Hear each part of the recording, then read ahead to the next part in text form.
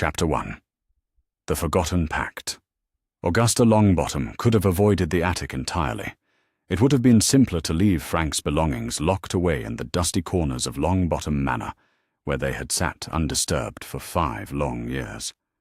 But the ache of missing her son had become too familiar, too comfortable, and she needed something sharper to cut through the numbness that had settled over her heart like frost. The narrow wooden stairs creaked under her sensible boots as she climbed toward the manor's highest reaches. Each step sent tremors through the old house's bones, and Augusta found herself gripping the banister more tightly than necessary. At 73, she was still formidable enough to intimidate a room full of ministry officials, but time had begun to claim small victories against her, a stiffness in her joints on cold mornings, a hesitation before climbing stairs that had never given her pause before. The attic smelled of lavender sachets and old leather, with an undertone of something indefinably melancholy that clung to abandoned spaces. Weak afternoon sunlight filtered through a single round window, casting everything in amber tones that made the dust motes dance like fairy lights. Augusta paused at the threshold, her hand still on the doorframe, and allowed herself one moment of pure cowardice. She could still retreat. She could return to the sitting room and her cup of tea and pretend that this particular brand of grief didn't require tending. But that would have been the easy path, and Augusta Longbottom had never been one to choose easy over necessary. Frank's trunk sat exactly where she had placed it in October of 1981, mahogany with brass fittings, his initials engraved in careful script across the top. FCL, Frank Christopher Longbottom. Her boy, who had been so proud of his aura badge, who had kissed Alice goodbye every morning like it might be the last time, who had loved his infant son with a fierce protectiveness that now lived only in Augusta's memory. She knelt beside the trunk, her knees protesting against the hard wooden floor, and placed her palm flat against the cool surface. The wood seemed to pulse with residual warmth, as if Frank's magic had soaked into the grain and was waiting patiently to be acknowledged. Augusta's throat tightened. 5 years, and she still expected him to walk through the door at any moment, laughing at some private joke or bringing Alice wildflowers from the garden. The brass lock opened with a soft click that echoed too loudly in the quiet space. Augusta lifted the heavy lid and was immediately engulfed by the scent of Frank's cologne, something woody and clean that she had given him for his last birthday. The trunk was meticulously organized because Frank had been methodical in all things. His aura robes were folded with military precision, his training manuals were stacked in alphabetical order, his wand holster, now empty and somehow obscene in its hollowness, lay atop a collection of official correspondence. Augusta lifted each item with reverent care, as if sudden movements might disturb the delicate spell that kept Frank's presence alive in these mundane objects. She found his Hogwarts photographs, young and laughing faces that now belonged more to history than to memory. She found letters from Alice, written during a brief separation when he had been sent on assignment to Scotland.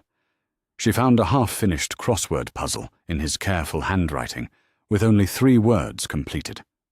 It was beneath the crossword that her fingers encountered something unexpected.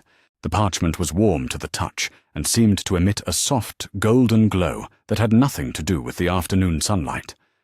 Augusta pulled it free from the other papers and immediately felt the unmistakable tingle of active magic running up her arms. The document was formal in appearance, thick vellum with ornate borders that shifted and moved like living ivy.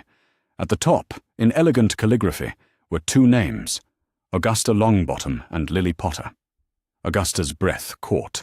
She recognized the parchment now, though she had not seen it in nearly 7 years. It was a protective accord, one of the most binding and ancient forms of magical contract, designed to ensure the safety of future generations through mutual obligation. She remembered signing it in the spring of 1979, when Alice had been newly pregnant with Neville, and Lily Potter had been glowing with early pregnancy herself.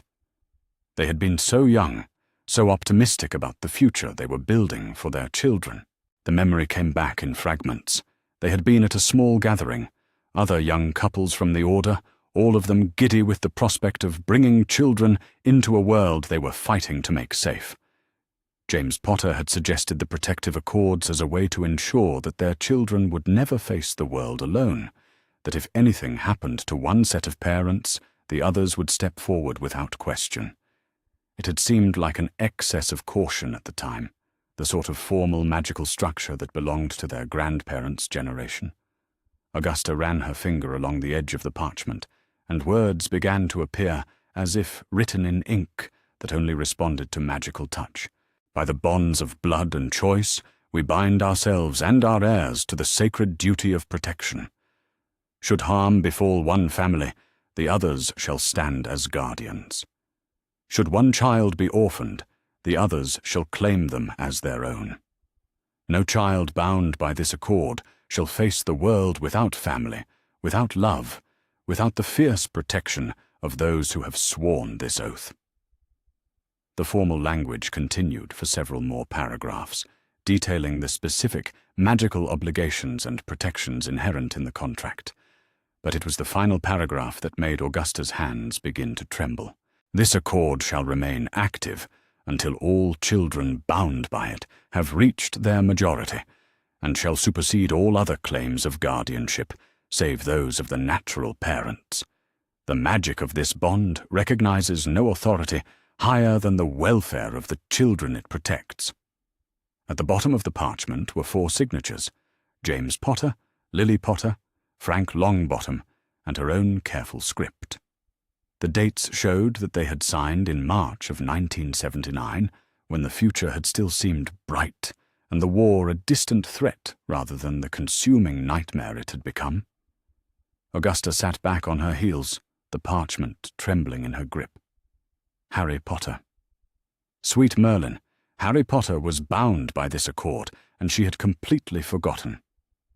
The night James and Lily died, when Dumbledore had placed the boy with his Muggle relatives, Augusta had been too consumed with grief for Frank and Alice to remember the obligations she had sworn. The entire wizarding world had accepted Dumbledore's decision without question, and she had been drowning in her own losses, trying to learn how to raise Neville, while her son and daughter-in-law lay broken in St. Mungo's. But the accord remembered. The magic remembered. And if Harry Potter was being harmed, if he was not receiving the love and protection that the contract guaranteed, then Augusta was bound by the deepest magic she knew to act. Her hands were shaking now, not with age, but with a growing fury that started in her chest and radiated outward like heat from a furnace. How had she forgotten? How had any of them forgotten? The accord was binding on all signatories, which meant that even if she had not remembered her obligation, the magic should have compelled her to check on Harry Potter's welfare years ago, unless something, or someone, had been interfering with the bond. Augusta pushed herself to her feet with more urgency than grace and hurried from the attic. The parchment clutched against her chest. Her sitting room had a flu connection, and she needed information immediately. The accord was specific about the rights it granted. She could demand a full accounting of Harry's living situation, and if she found evidence of neglect or abuse, she could invoke ancient wizarding law to remove him from his current guardians. The flu powder felt gritty between her fingers as she threw a handful into the fireplace. Green flames roared to life, and Augusta knelt before the hearth with the gracelessness of someone too agitated to care about dignity. "Arabella Figg," she called clearly, "I need to speak with you immediately." The flames flickered and danced, and for a long moment Augusta thought the connection had failed. Then a face appeared in the fire, elderly, lined, with eyes that held too much sadness for someone who should have been enjoying her retirement. "Augusta?" Arabella's voice was tinged with surprise. "My dear, it's been ages. How are you? How's young Neville?" "Arabella, I need you to tell me about Harry Potter." Augusta's voice was clipped, all business. "You're watching him for the Order, aren't you? On Privet Drive in Little Whinging?" Something shifted in Arabella's expression, a tightening around her eyes that spoke of secrets reluctantly kept. "Augusta, Why are you asking? Has something happened?" "Just answer me, please. What is the boy's living situation? Is he well cared for? Is he happy? The silence stretched too long, and Augusta felt ice forming in her stomach. When Arabella finally spoke, her words came slowly, as if she were selecting each one with painful care. He's fed. He has shelter. The Dursleys provide the bare minimum required to keep him alive. The bare minimum? Augusta's voice had gone dangerously quiet. Arabella, what exactly does that mean? Augusta, please understand. I've tried to intervene when I could. I've sent him birthday cakes. I've tried to engage with him when he's in the garden. What does bare minimum mean? Augusta repeated, and now her voice carried the authority that had made her one of the most feared board members in Hogwarts history. Arabella's face crumpled slightly. He sleeps in the cupboard under the stairs, has since he was old enough to climb out of a crib. They don't treat him as family, Augusta. They treat him like an unwelcome burden. He does chores that would challenge a house elf, and he's punished if his magic manifests accidentally.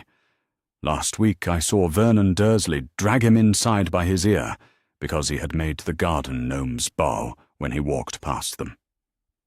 The parchment in Augusta's hands began to glow with increasing intensity, as if responding to her rising fury. A cupboard, she repeated flatly. The boy who lived sleeps in a cupboard under the stairs. Augusta, I know how it sounds, but Dumbledore says the blood protections require Dumbledore. The name came out like a curse. Arabella, how long has he known about this living situation? Well, I file reports monthly. He's aware that the Dursleys are not warm people, but he maintains that Harry is safer there than anywhere else in the wizarding world. Augusta closed her eyes and counted to 10 in Latin, a technique she had learned to employ when her temper threatened to overwhelm her judgment. When she opened them again, her voice was steady and cold as winter stone. Has Harry ever received a birthday present from his relatives? Has he ever been told he was loved? Has he ever had a friend over to play, or been taken on a family outing, or been given a room of his own? Augusta, answer me. No to all of those things. But Augusta, Dumbledore assures us that this is temporary, that when Harry comes to Hogwarts, everything will change, and the protections are so important. Augusta cut off the connection with more force than necessary, and the flames died immediately. She remained kneeling on the hearthrug for several long moments, staring into the cold fireplace while fury and guilt warred in her chest. 6 years. Harry Potter had been living in neglect and emotional abuse for 6 years, while she had been so consumed with her own grief that she had forgotten her sworn obligation to protect him. The parchment was now warm enough to be uncomfortable against her skin, and when she looked down at it, she could see new words appearing along the margins, an addendum written in magic rather than ink. The accord recognizes significant harm to the child Harry James Potter. Protective intervention is not only permitted, but required under the terms of this contract. All signatories are bound to act with immediate effect. Augusta rose to her feet with the determined grace of someone who had found their purpose again after years of merely existing. She would need to act quickly and decisively. The accord granted her specific legal rights under wizarding law, but those rights would need to be exercised before Dumbledore could interfere. She would need witnesses, documentation, and a plan for providing Harry with the life he should have had from the beginning. But first, she would need to see the situation for herself. Augusta walked to her writing desk and pulled out her best stationery, thick cream parchment with the Longbottom family crest embossed at the top. Her letter to the Department for Regulation and Control of Magical Creatures needed to be perfectly worded, invoking statutes that had not been used in decades, but which remained absolute under wizarding law. The protective accord was older than the ministry itself, rooted in magic that predated modern government, and therefore superseded any decisions Dumbledore might have made about Harry's placement. As she wrote, her anger crystallized into something harder and more useful: determination. She had failed Harry Potter for 6 years, but she would not fail him for 1 day more. Tomorrow morning, she would present herself at 4 Privet Drive with full legal authority to remove Harry from a situation that should never have been allowed to continue. The boy would come home to Longbottom Manor, where he would be loved and protected as the Accord had always intended. He would be brother to Neville, son to her, and heir to a legacy of courage that had been stolen from him by well-meaning people who had confused survival with living. Augusta signed her name with a flourish that had not graced her handwriting in years, then sealed the letter with wax that bore the impression of her family ring. She would send it by owl tonight, ensuring that all legal formalities were observed before she appeared on the Dursleys' doorstep. Harry Potter had spent enough of his childhood in the dark, cramped spaces where unwanted children were hidden away. It was time to bring him into the light. The parchment had cooled now, its glow settling into a steady warmth that pulsed gently against her palm like a heartbeat. The magic was satisfied, recognizing that its requirements would finally be met. Augusta folded it carefully and placed it in the inner pocket of her robes, close to her heart where it belonged. Tomorrow, everything would change. For Harry, for Neville, and for the family they would build together. A family bound not by blood alone, but by choice, love, and the fierce protection that came with both. Outside the window, the sun was setting over the gardens that Frank had loved so much, painting the sky in shades of gold and crimson. It seemed fitting somehow, Augusta thought, that this day should end with such beauty. Tomorrow would bring its own challenges, confronting the Dursleys, dealing with Dumbledore's inevitable objections, helping a traumatized child learn to trust again. But tonight, for the first time in 6 years, Augusta Longbottom went to bed with the knowledge that she was exactly where she needed to be, doing exactly what she needed to do. The protective Accord had waited patiently for her to remember her obligations. Now it was time to make them whole. Chapter 2. The Rescue at Privet Drive. The morning sun had barely crested the rooftops of Little Whinging when Augusta Longbottom apparated onto the pavement of Privet Drive with a sound like expensive fabric tearing. She had dressed for battle in the most traditional sense, full formal wizarding robes in deep burgundy velvet, her grandmother's silver cloak pin shaped like a roaring lion, and her pointed hat adorned with the stuffed vulture that had intimidated 3 generations of ministry officials. If she was going to invoke ancient magical law to remove Harry Potter from his relatives, she would do so with all the authority her bloodline and position could command. Number 4. Privet Drive squatted before her like a monument to aggressive normalcy.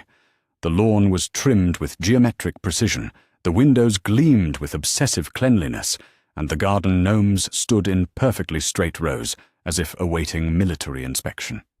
Everything about the house screamed of people desperate to appear respectable, and Augusta felt her lip curl with distaste.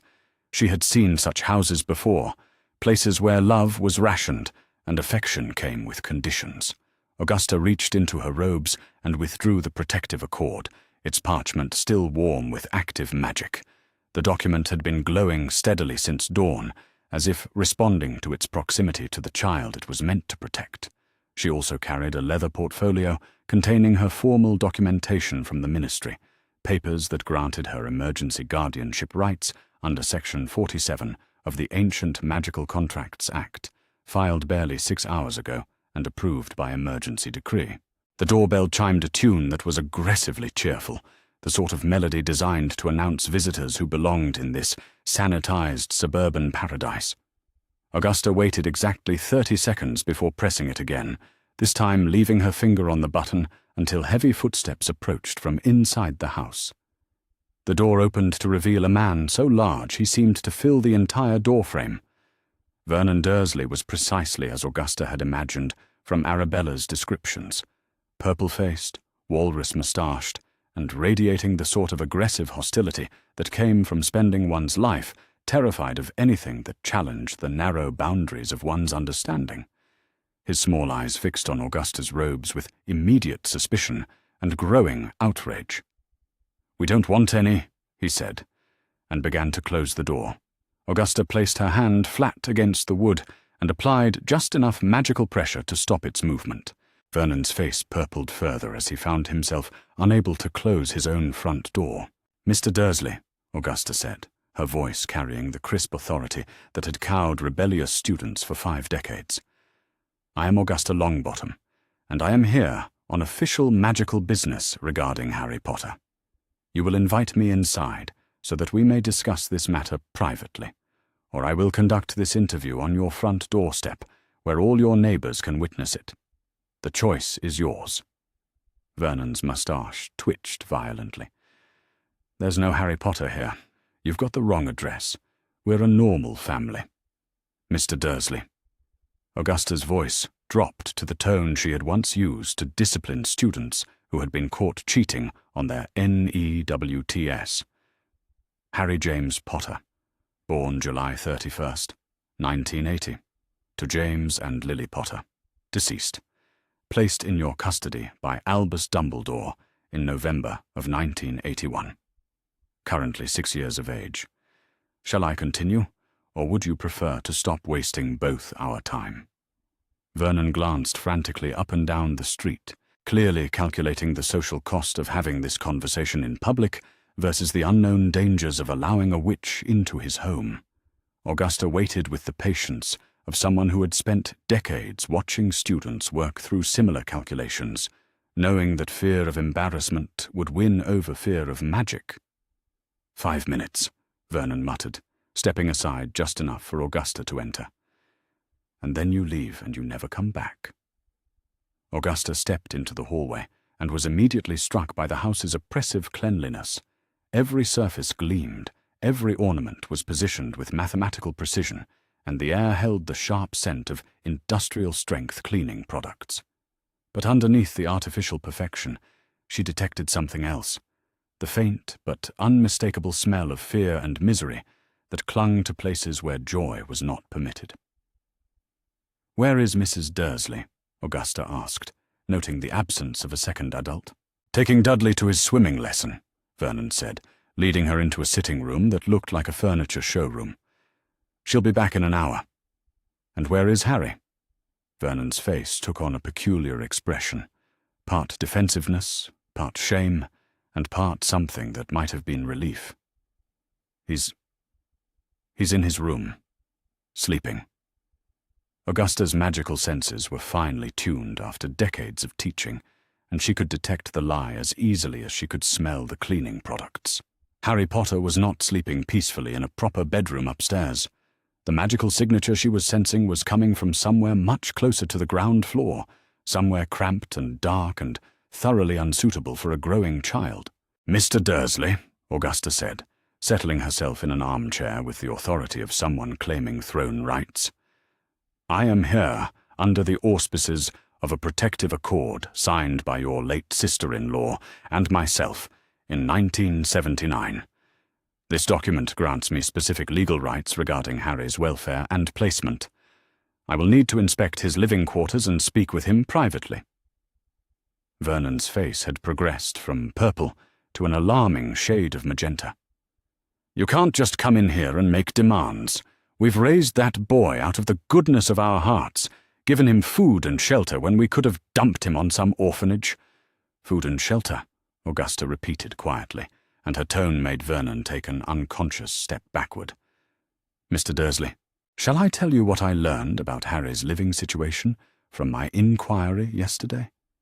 She reached into her portfolio and withdrew a piece of parchment covered in her careful handwriting. "According to my source, a reliable witness who has been observing this household for years, Harry sleeps in the cupboard under your stairs. He performs household chores that would challenge an adult. He is punished for any manifestation of accidental magic. He has never received a birthday present from his relatives, never been told he is loved, and never been treated as a member of this family." "Now you listen here," Vernon began, his voice rising to a bellow. "No," Augusta said, and the word carried enough magical authority to make the windows rattle. "You listen to me, Mr. Dursley. I am invoking Section 47 of the Ancient Magical Contracts Act, which supersedes any guardianship arrangements made without the consent of all contracted parties. I am removing Harry Potter from this house today, and you will not attempt to stop me." She withdrew the protective accord from her robes, and the parchment immediately began to glow with warm, golden light. The magical effect was dramatic enough to make Vernon stumble backward into his coffee table, sending a carefully arranged collection of ceramic figurines crashing to the floor. That's not normal," Vernon gasped, pointing at the glowing parchment with a shaking finger. "That's not natural. You can't just wave your freakish nonsense around in a decent person's home." The parchment's glow intensified in response to his words, and new writing began to appear along its margins in flowing script that seemed to write itself.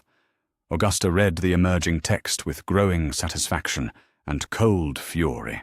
"The protective accord recognizes active hostility toward magical persons in the current household," she read aloud. "Immediate removal of the protected child is not only authorized but required. All claims of prior guardianship are hereby voided." Vernon made a sound like a punctured tire. "You can't—" Dumbledore said. "He said the boy had to stay here for his own protection." "Professor Dumbledore," Augusta said, with the emphasis of someone who had sat through enough staff meetings to know exactly how to pronounce a colleague's title when she was furious with them, "failed to inform the signatories of the protective accord of his placement decision. This constitutes a violation of wizarding law that will be addressed separately. At present, my only concern is removing Harry from a situation that violates every condition of the agreement that guarantees his safety and welfare." Augusta rose from her chair with the fluid grace of someone who had spent decades intimidating people much larger than herself. "Now, Mr. Dursley, you will show me to Harry's sleeping quarters so that I may speak with him privately." Vernon's mouth opened and closed several times before he managed to speak. His room is the cupboard under the stairs," Augusta finished. "Yes, Mr. Dursley, I'm aware. Please lead the way."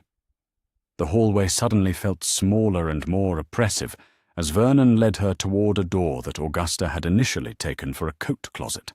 The door was secured with no fewer than 3 locks, all positioned on the outside, and Augusta felt something cold and terrible settle in her stomach as she realized their purpose. "Unlock it," she said. Vernon's hands shook as he worked the locks, and Augusta could hear him muttering under his breath about ungrateful freaks and nothing but trouble. When the final lock clicked open, he yanked the door wide and stepped back as if expecting something dangerous to emerge. Augusta looked into the cupboard and felt her heart break. The space was barely large enough for a grown person to lie down flat, with a slanted ceiling that would force anyone taller than 4 feet to remain permanently hunched. The floor was covered with a thin, stained mattress that looked like it had been salvaged from a rubbish tip. A single bare bulb hung from the ceiling, and the walls were covered in spider webs and what appeared to be years' worth of scratched tallies, as if someone had been keeping track of days in this makeshift prison.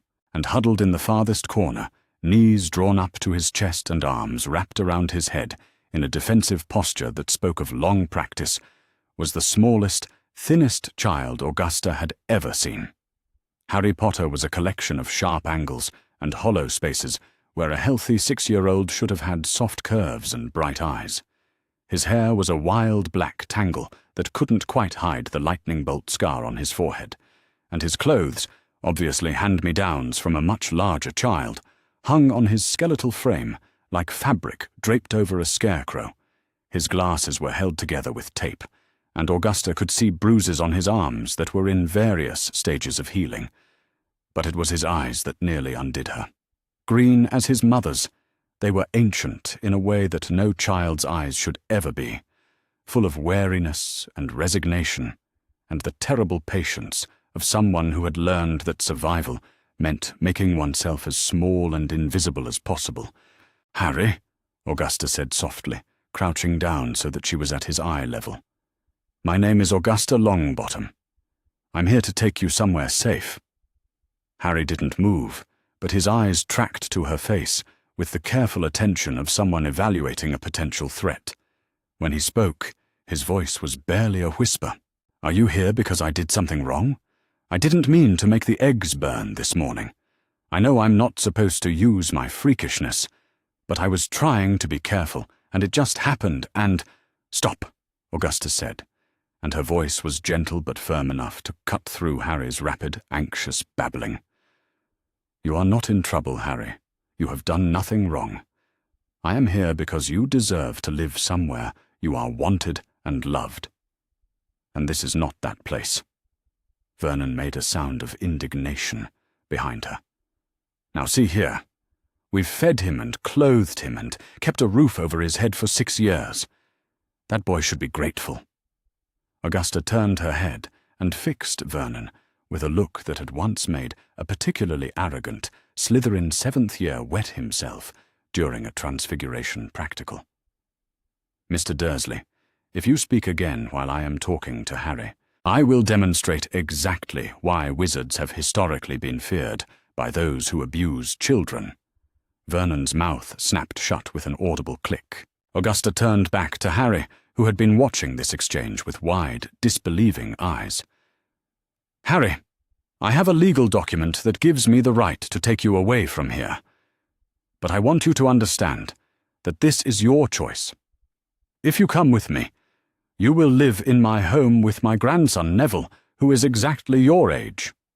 You will have your own room, and enough food, and no one will ever lock you in a cupboard again. Do you understand what I'm offering you?" Harry stared at her for a long moment, and Augusta could see him struggling to process the concept of being offered a choice about his own life. "If I go with you," he said finally, "and Uncle Vernon gets angry, will you send me back?" The question was asked with the careful tone of someone who had learned that offers of kindness often came with conditions that were revealed only after hope had been allowed to take root. Augusta felt her fury at the Dursleys crystallize into something pure and cold and absolutely immovable. "No," she said, and her voice carried the weight of an unbreakable vow. "Harry Potter, if you choose to come with me today, you will never set foot in this house again unless you wish to. You will never be sent away because someone finds you inconvenient, or because you accidentally do magic, or because you ask for too much or give too little. You will be family, and family is forever." Something shifted in Harry's expression, a tentative, fragile hope that looked like the first green shoots pushing through snow. Would I really get my own room?" "You would," Augusta confirmed, "with a proper bed and a window and space for all your belongings." "I don't have any belongings," Harry said matter-of-factly. Augusta had to take a careful breath before responding. "Then we will acquire some. Books, toys, clothes that fit properly. Whatever you need to be comfortable and happy." Harry uncurled himself slightly, though he remained pressed against the back wall of the cupboard. "Are you really magic? Like me?" "I am," Augusta said. "And so is my grandson Neville, and so are all of our friends. Being magical is not freakish or wrong, Harry. It is a gift, and it makes you special in the most wonderful way." For the first time since the conversation began, Harry smiled. It was a tiny, uncertain expression that transformed his hollow face and gave Augusta a glimpse of the child he might have been if he had grown up with love instead of fear. "I would like to go with you," Harry whispered. "Please." Augusta extended her hand, and after a moment's hesitation, Harry placed his small, cold fingers in her palm. She helped him climb out of the cupboard, noting the way he moved with the careful precision of someone accustomed to navigating cramped spaces and avoiding obstacles in the dark. "Is there anything in this house that belongs to you?" Augusta asked. "Anything you would like to take with you?" Harry considered this question with the seriousness of someone for whom possessions were an entirely foreign concept. "There's a letter," he said finally. "I found it under my mattress. I think it might be from my mum, Because it has flowers drawn on it, and it smells nice. Augusta felt her throat tighten. Where is it? Harry darted back into the cupboard and emerged moments later with a piece of paper so worn it was nearly falling apart. Augusta could see that it was indeed covered with hand-drawn flowers, and that the ink had faded to barely legible, but she could make out "My darling baby Harry" at the top in Lily Potter's familiar handwriting. "This definitely belongs to you," Augusta said, accepting the letter with reverent care. "We'll make sure it stays safe forever." Vernon, who had been standing in frozen silence throughout this entire exchange, finally found his voice. "You can't just take him. There are laws, there are procedures. He's our responsibility." Augusta turned to face him, and Vernon immediately took 3 steps backward. "Mr. Dursley, Harry Potter ceased to be your responsibility the moment I invoked the protective accord. However, if you would like to discuss legal procedures, I would be delighted to arrange for a full investigation into this household's treatment of a magical child. I'm certain the Department for Regulation and Control of Magical Creatures would be very interested in your unique approach to childcare." She reached into her portfolio and withdrew a device that looked like a combination of telescope and camera, carved from what appeared to be a single piece of obsidian. "This is an evidential revealer. It records magical signatures and can recreate scenes of significant emotional trauma. Shall I demonstrate how it works by documenting the last 6 years of Harry's life in this house?" Vernon went grey. That's illegal. You can't spy on people with magic." "Mr. Dursley," Augusta said, with the patience of someone explaining basic arithmetic to a particularly slow student, "the use of evidential revealers is not only legal, but required in cases of suspected child abuse. The recordings would be admissible in both magical and muggle courts of law. Are you certain you want me to proceed?" The silence that followed was broken only by the sound of Vernon's laboured breathing and the distant noise of suburban life continuing obliviously outside. Finally, Vernon spoke in a voice barely above a whisper. Take him and never bring him back." Augusta noted with interest that Vernon's relief was so obvious it was almost palpable.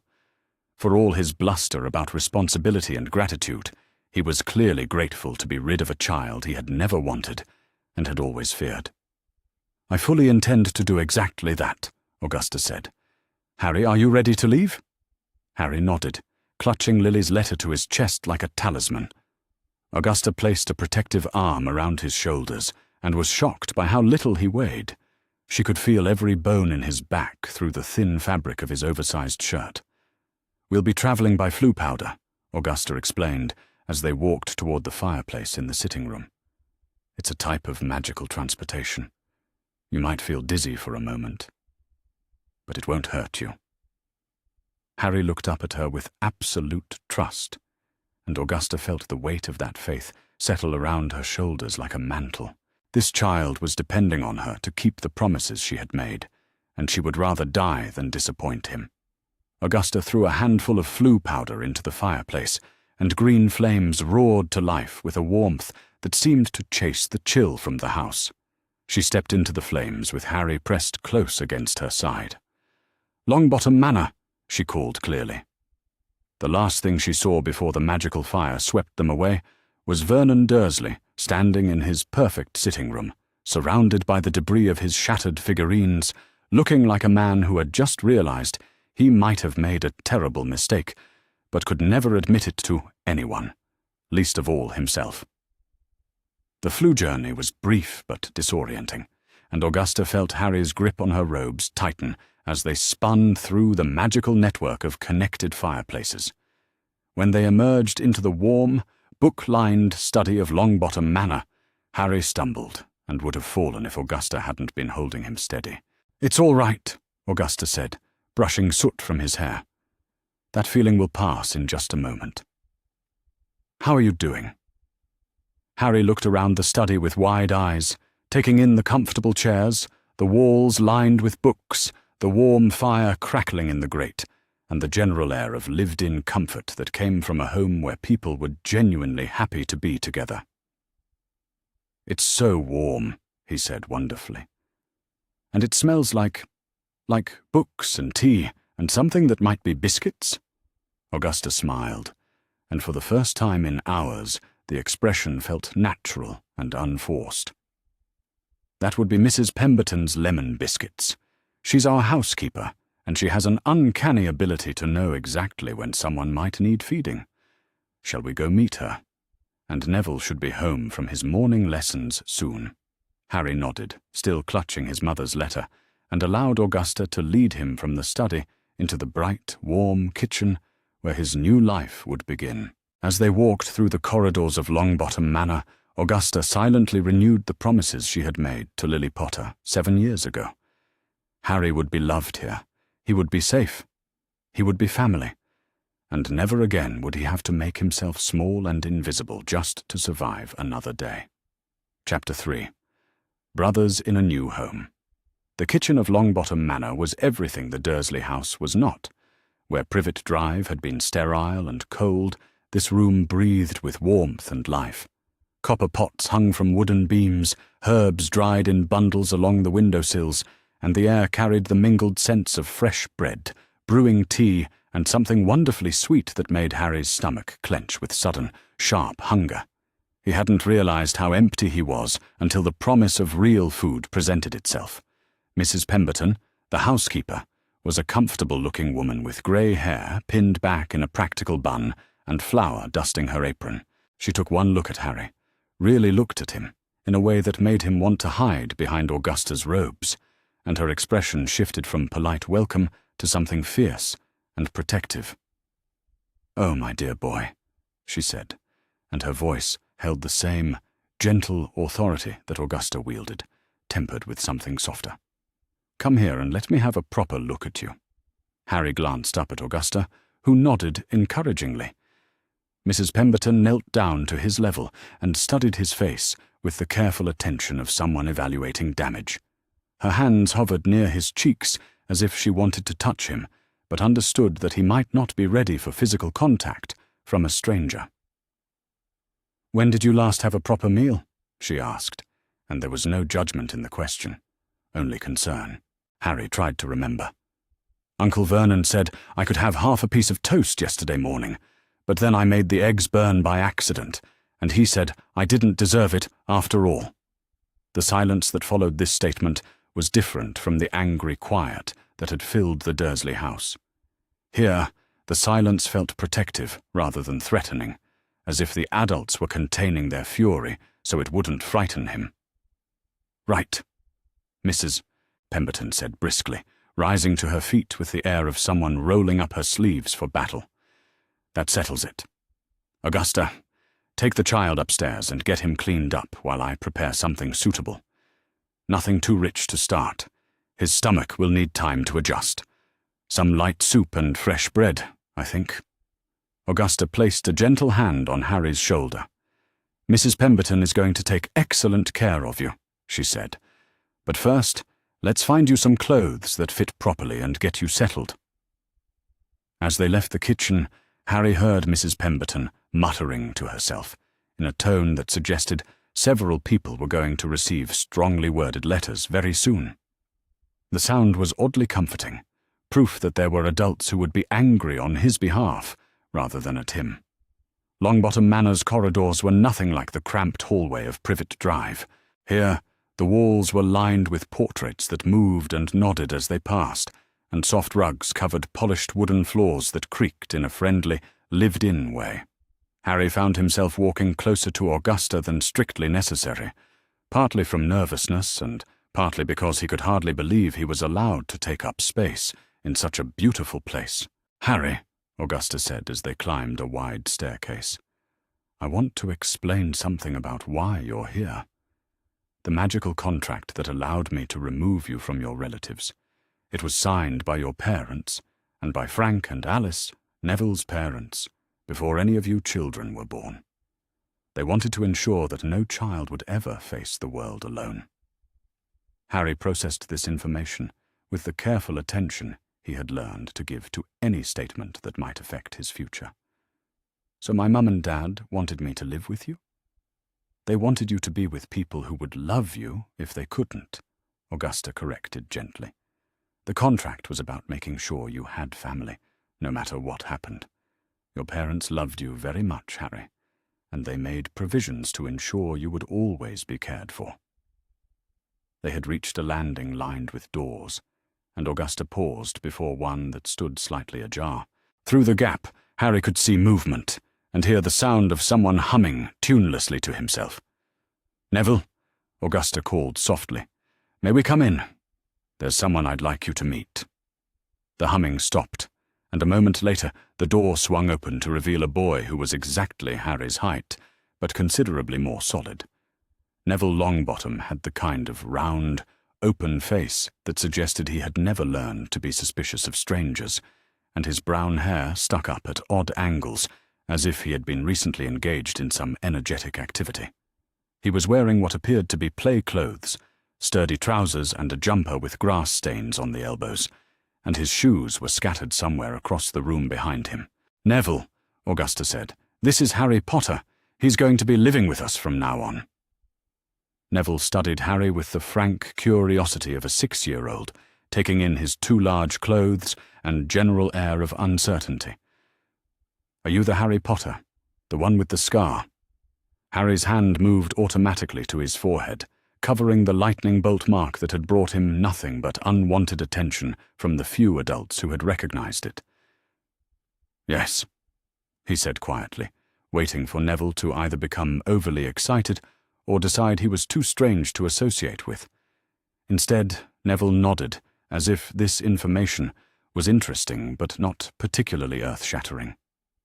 "Gran told me about your parents. She said they were very brave, and they died fighting you-know-who. My mum and dad fought him too, but they didn't die. They just can't remember things anymore." There was a matter-of-fact sadness in Neville's voice that Harry recognized immediately. It was the tone of someone who had learned to carry grief without letting it overwhelm him, and Harry felt something loosen in his chest. Here was another boy who understood what it meant to lose parents in a way that wasn't entirely straightforward. "I'm sorry about your mum and dad," Harry said, because that seemed like the right thing to say. "I'm sorry about yours too," Neville replied.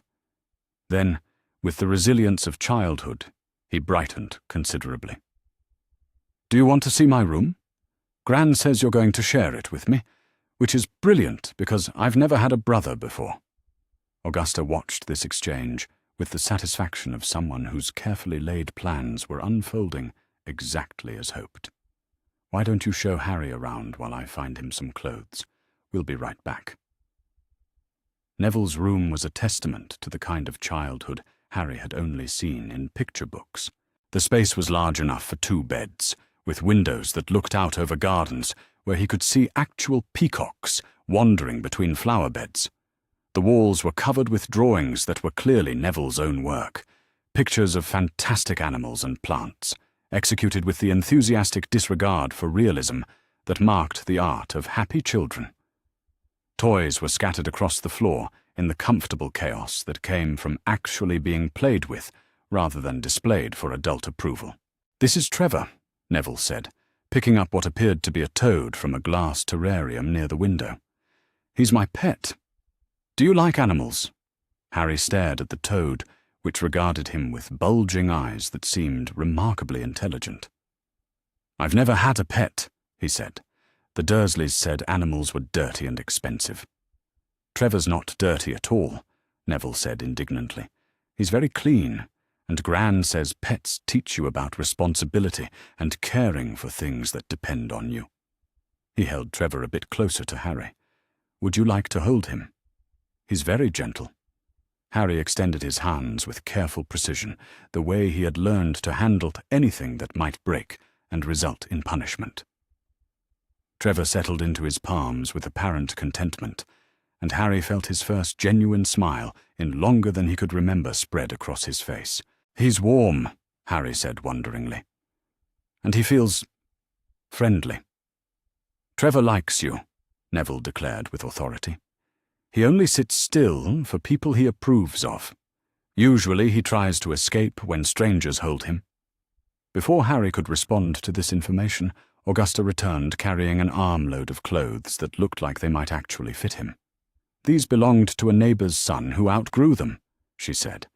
"They should do until we can take you shopping for your own things. Neville, why don't you help Harry get settled, while I speak with Mrs. Pemberton about lunch?" After Augusta left, Neville showed Harry to a wardrobe that had been cleared out for his use, chattering cheerfully about the various interesting features of the room. Harry changed into clothes that fit properly for the first time in his memory, marveling at the feeling of fabric that didn't hang off his shoulders or drag on the ground. "Do you want to see the garden after we eat?" Neville asked. "There's a pond with fish, and sometimes the peacocks let you get quite close if you're very quiet. And there's a greenhouse where Gran grows medicinal plants. Some of them are really dangerous, but she says she'll teach us about the safe ones when we're older." Harry nodded, overwhelmed by the casual assumption that he would be here long enough to learn about plants and become friends with peacocks. At the Dursleys he had never been allowed to plan beyond the next day, because planning implied that he had some control over his future. When they returned to the kitchen, Mrs. Pemberton had prepared what she called a light meal, soup that tasted like it had been simmered with actual vegetables and herbs, bread that was still warm from the oven, and milk that was rich and sweet instead of the thin, often sour substance he had occasionally been allowed at Privet Drive. Harry ate slowly, partly because he had learned to make small portions last as long as possible, and partly because he was afraid that eating too quickly might somehow break the spell that had brought him here. Augusta watched him with the careful attention of someone monitoring a patient's recovery. "How does your stomach feel?" she asked. "Any cramping or nausea?" Harry considered the question seriously. "No, Mum. It feels full, in a good way." "Excellent. We'll take things gradually for the next few days while your system adjusts to regular meals." The afternoon passed in a blur of new experiences. Neville showed him the garden, where Harry marveled at flowers that grew in deliberate patterns and trees that had been trained to form shady alcoves perfect for reading or playing quiet games. They fed the fish in the pond, watched the peacocks display their magnificent tails, and Neville introduced him to the greenhouse with its collection of magical and mundane plants. "This one's Devil's Snare," Neville said, pointing to a writhing mass of dark vines that recoiled from the light streaming through the greenhouse windows. "It's very dangerous if you panic, but if you stay calm and don't struggle, it won't hurt you. Gran says the most important thing about dangerous plants is understanding what they need and what they fear." Harry found himself genuinely interested in the botanical explanations, partly because Neville's enthusiasm was infectious, and partly because the idea of plants with personalities and preferences was far more engaging than anything he had encountered in his limited educational experience. It was during this garden tour that Harry's magic decided to manifest itself for the first time in his new home. They had been sitting by the pond, watching the fish swim lazy circles in the afternoon sunlight, when Harry noticed a particular flower that seemed to be drooping despite the adequate moisture in the soil around it. Without thinking, he reached toward it with the same instinctive urge that had occasionally gotten him into terrible trouble at the Dursleys. The flower straightened immediately, its petals brightening and its leaves unfurling as if it had just received the perfect amount of water and sunlight. Harry snatched his hand back in terror, waiting for the shouting and punishment that would surely follow. Instead, Neville clapped his hands in delight. "That was brilliant! How did you do that? I can never make my magic work when I want it to." Harry struggled to form words around his fear. "I didn't mean to. It just happened. I know I'm not supposed to." "Not supposed to what?" Neville asked, genuinely confused. "Use magic?" "But you're magical. That's like saying you're not supposed to breathe." Before Harry could explain about freakishness and punishment and the cupboard under the stairs, Augusta appeared beside them, as if she had simply stepped out from behind a tree. "What's got you looking so frightened, Harry?" she asked, settling herself on the garden bench with the fluid grace of someone who had spent decades moving calmly through crises. "I used magic on the flower," Harry whispered. "I didn't mean to, but it was drooping, and I thought maybe if I just... And then it got better. But I know I'm not supposed to do magic because it's freakish and wrong, and—" "Stop," Augusta said, firmly but gently. "Harry, magic is not freakish or wrong. Magic is a gift, and using it to help something grow is one of the most beautiful expressions of that gift imaginable." Harry stared at her, trying to process the idea that his magic might be something other than a source of shame and punishment. "But Uncle Vernon always said—" "Uncle Vernon," Augusta interrupted, with the tone she might use to discuss a particularly unpleasant variety of garden pest, "knows nothing about magic and was thoroughly wrong about everything he told you regarding your abilities. Your magic is part of who you are, Harry, and it is something to be celebrated, not hidden." She gestured toward the flower, which was now blooming with unusual vigor. "What you did just now was instinctive healing magic, one of the rarest and most valuable gifts a wizard can possess. Your mother had a similar talent." "She did?" Harry's voice was barely audible. "She did indeed. Lily Potter could encourage any plant to flourish with just a touch, and she once helped the entire field of crops recover from blight during her 6th year at Hogwarts. You have inherited something wonderful from her." That evening, as Augusta tucked both boys into their respective beds, a ritual Harry had read about in storybooks but never experienced, she explained more about the magical world that Harry was now free to be part of. "Magic," she said, settling into the chair between their beds, "is like any other ability. It requires practice and guidance to use properly, but it is never something to be ashamed of. Tomorrow we'll begin some basic lessons so that you can learn to control your gifts instead of having them control you." "Will I go to school?" Harry asked. "Neville mentioned something about Hogwarts. You both will when you turn 11. But for now, you'll learn at home with private tutors who understand magical children. No more public school where you have to hide who you are." Harry lay in his proper bed with clean sheets and a pillow that smelled of lavender, staring up at a ceiling that was painted with constellations that moved slowly across their celestial paths. Beside him, Neville's breathing had already deepened into sleep, punctuated by the occasional soft snore that was oddly comforting. For the first time in his life, Harry felt safe enough to let himself truly relax. The bed was warm, the room was quiet except for friendly sounds, and there was no lock on the outside of the door keeping him trapped in darkness. He thought about the flower he had healed, about Neville's easy acceptance of his magic, about Augusta's promise that he belonged here. Just as he was drifting off to sleep, he heard soft footsteps in the corridor outside their room. A moment later, the door opened just wide enough for Augusta to peer inside, checking on them with the quiet vigilance of someone who understood that children needed to know they were being watched over. Harry closed his eyes and pretended to sleep, but something warm settled in his chest as he realized that this was what being cared for felt like. Tomorrow there would be more new experiences, more adjustments, more opportunities to discover what his life could be when it was built on love instead of fear. But tonight, for the first time in 6 years, Harry Potter went to sleep, knowing that when he woke up, he would still be wanted.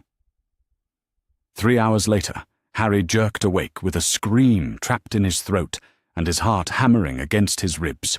The nightmare had been the same one that visited him most nights, the cupboard door slamming shut, the locks clicking into place, Uncle Vernon's voice promising that he would never see daylight again if he ever used his freakishness in the house. For a terrifying moment, Harry couldn't remember where he was. The room was dark and unfamiliar, and panic flooded through him as he struggled to orient himself.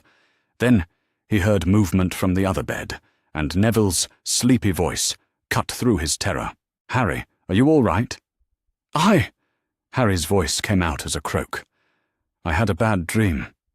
I'm sorry I woke you." "It's okay," Neville said, and Harry could hear him shifting around in his bed.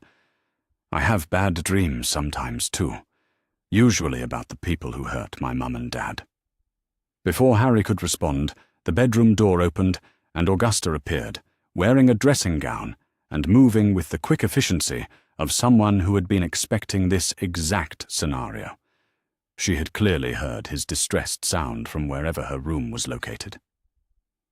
"Nightmares?" she asked quietly, approaching Harry's bed with her hands visible and her movements deliberately calm. Harry nodded, not trusting his voice to work properly. "May I sit down?" Augusta asked, gesturing to the edge of his bed. When Harry nodded again, she settled herself there with careful grace. "Would you like to tell me about it?" "It was the cupboard," Harry whispered. "I dreamed I was back there, and the locks were clicking, and Uncle Vernon was saying I would never get out again because I was too freakish to deserve daylight." Augusta's jaw tightened almost imperceptibly, but her voice remained gentle. "Harry, look around this room. What do you see?"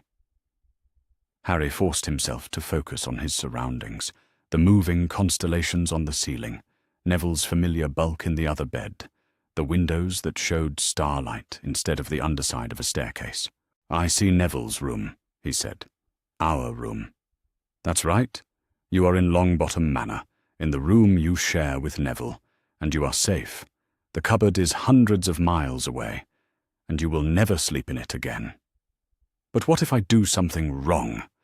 What if I use magic by accident and you decide you don't want me anymore?" The question came out in a rush, carrying all the fear that had been building since he first allowed himself to hope that this new life might be permanent.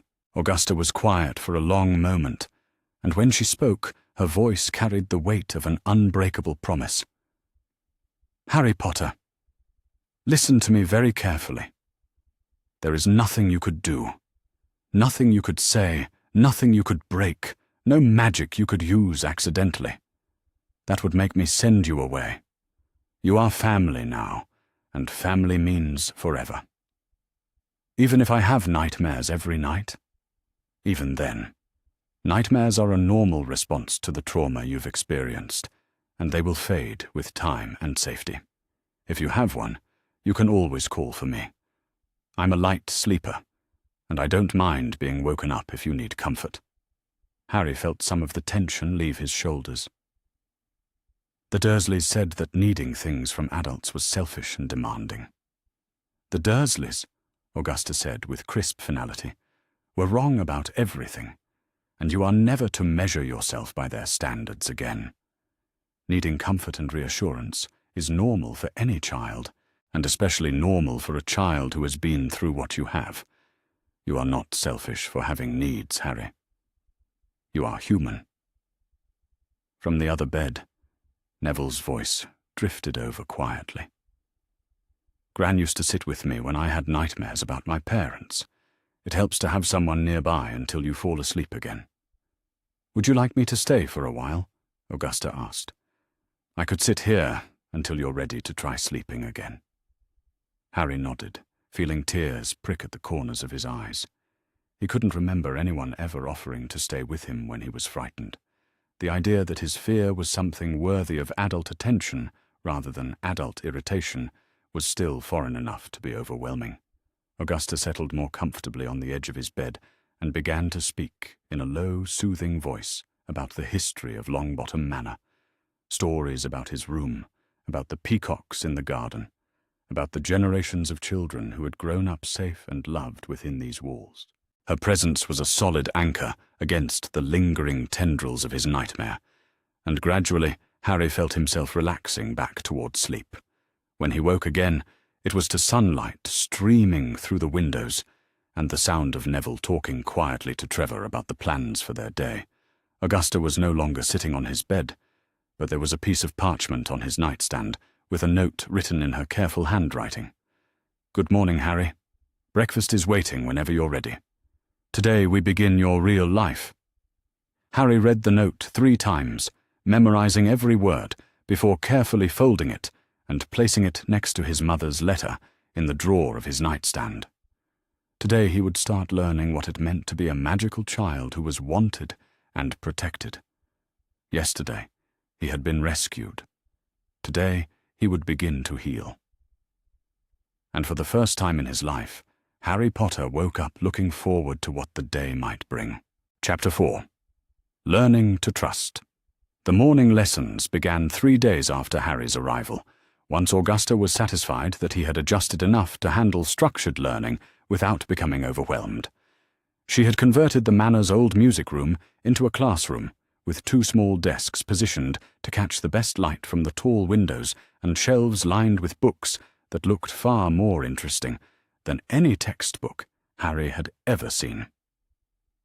Harry entered the room behind Neville, still moving with the careful quiet of someone who had learned that drawing attention often led to punishment.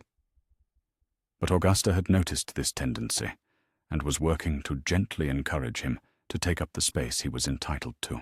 "Good morning, boys," Augusta said, looking up from where she was arranging papers on her desk.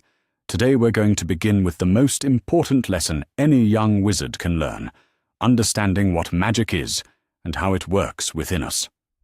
She gestured for them to take their seats, and Harry was relieved to discover that the chairs were comfortable and positioned so he could see both Augusta and Neville without having to choose between them. At the Dursley house, he had learned to position himself where he could monitor all the adults in a room, ready to make himself invisible at the first sign of displeasure. "Harry," Augusta said gently, "I notice you're sitting rather stiffly. Are you comfortable? We can adjust your chair if you need." The fact that an adult was paying attention to his physical comfort rather than demanding he endure discomfort in silence was still novel enough to surprise him. "I'm fine, thank you," Harry said, then added quickly, "Mom." "You don't need to call me Mom," Augusta said with a slight smile. "Augusta will do perfectly well. We're family now, not strangers conducting formal business." Harry nodded, though he suspected it would take time before addressing adults by their first names felt natural.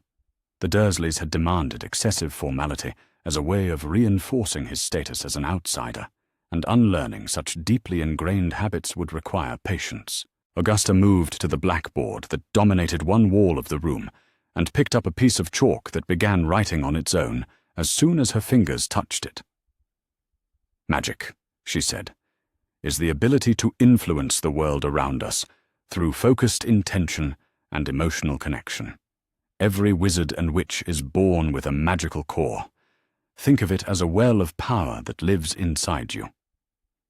The chalk sketched a simple diagram showing a human figure with a glowing center in the chest area, connected by lines to various magical effects around it.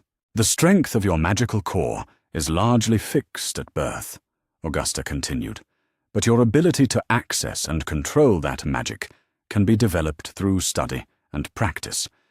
This is why we begin with theory rather than practical work. Understanding what you're doing is just as important as being able to do it."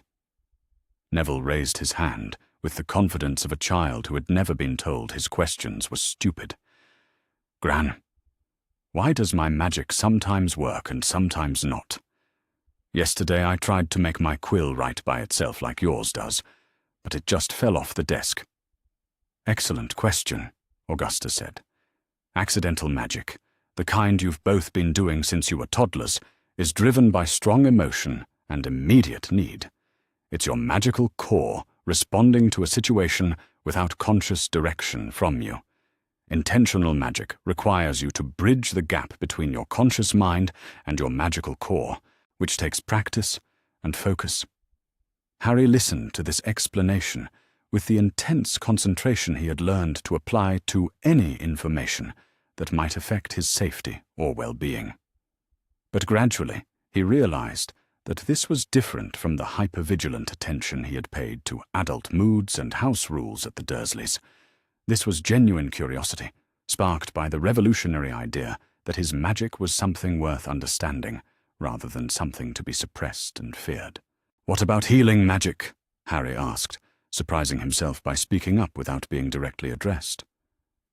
"When I helped the flower in the garden, it felt different from when I make things happen by accident." Augusta's expression brightened with the satisfaction of a teacher whose student had identified something important. Healing magic is one of the most complex and intuitive branches of magic. It requires not just power, but empathy and connection. When you touched that flower, you weren't just directing energy at it. You were understanding what it needed and providing exactly that.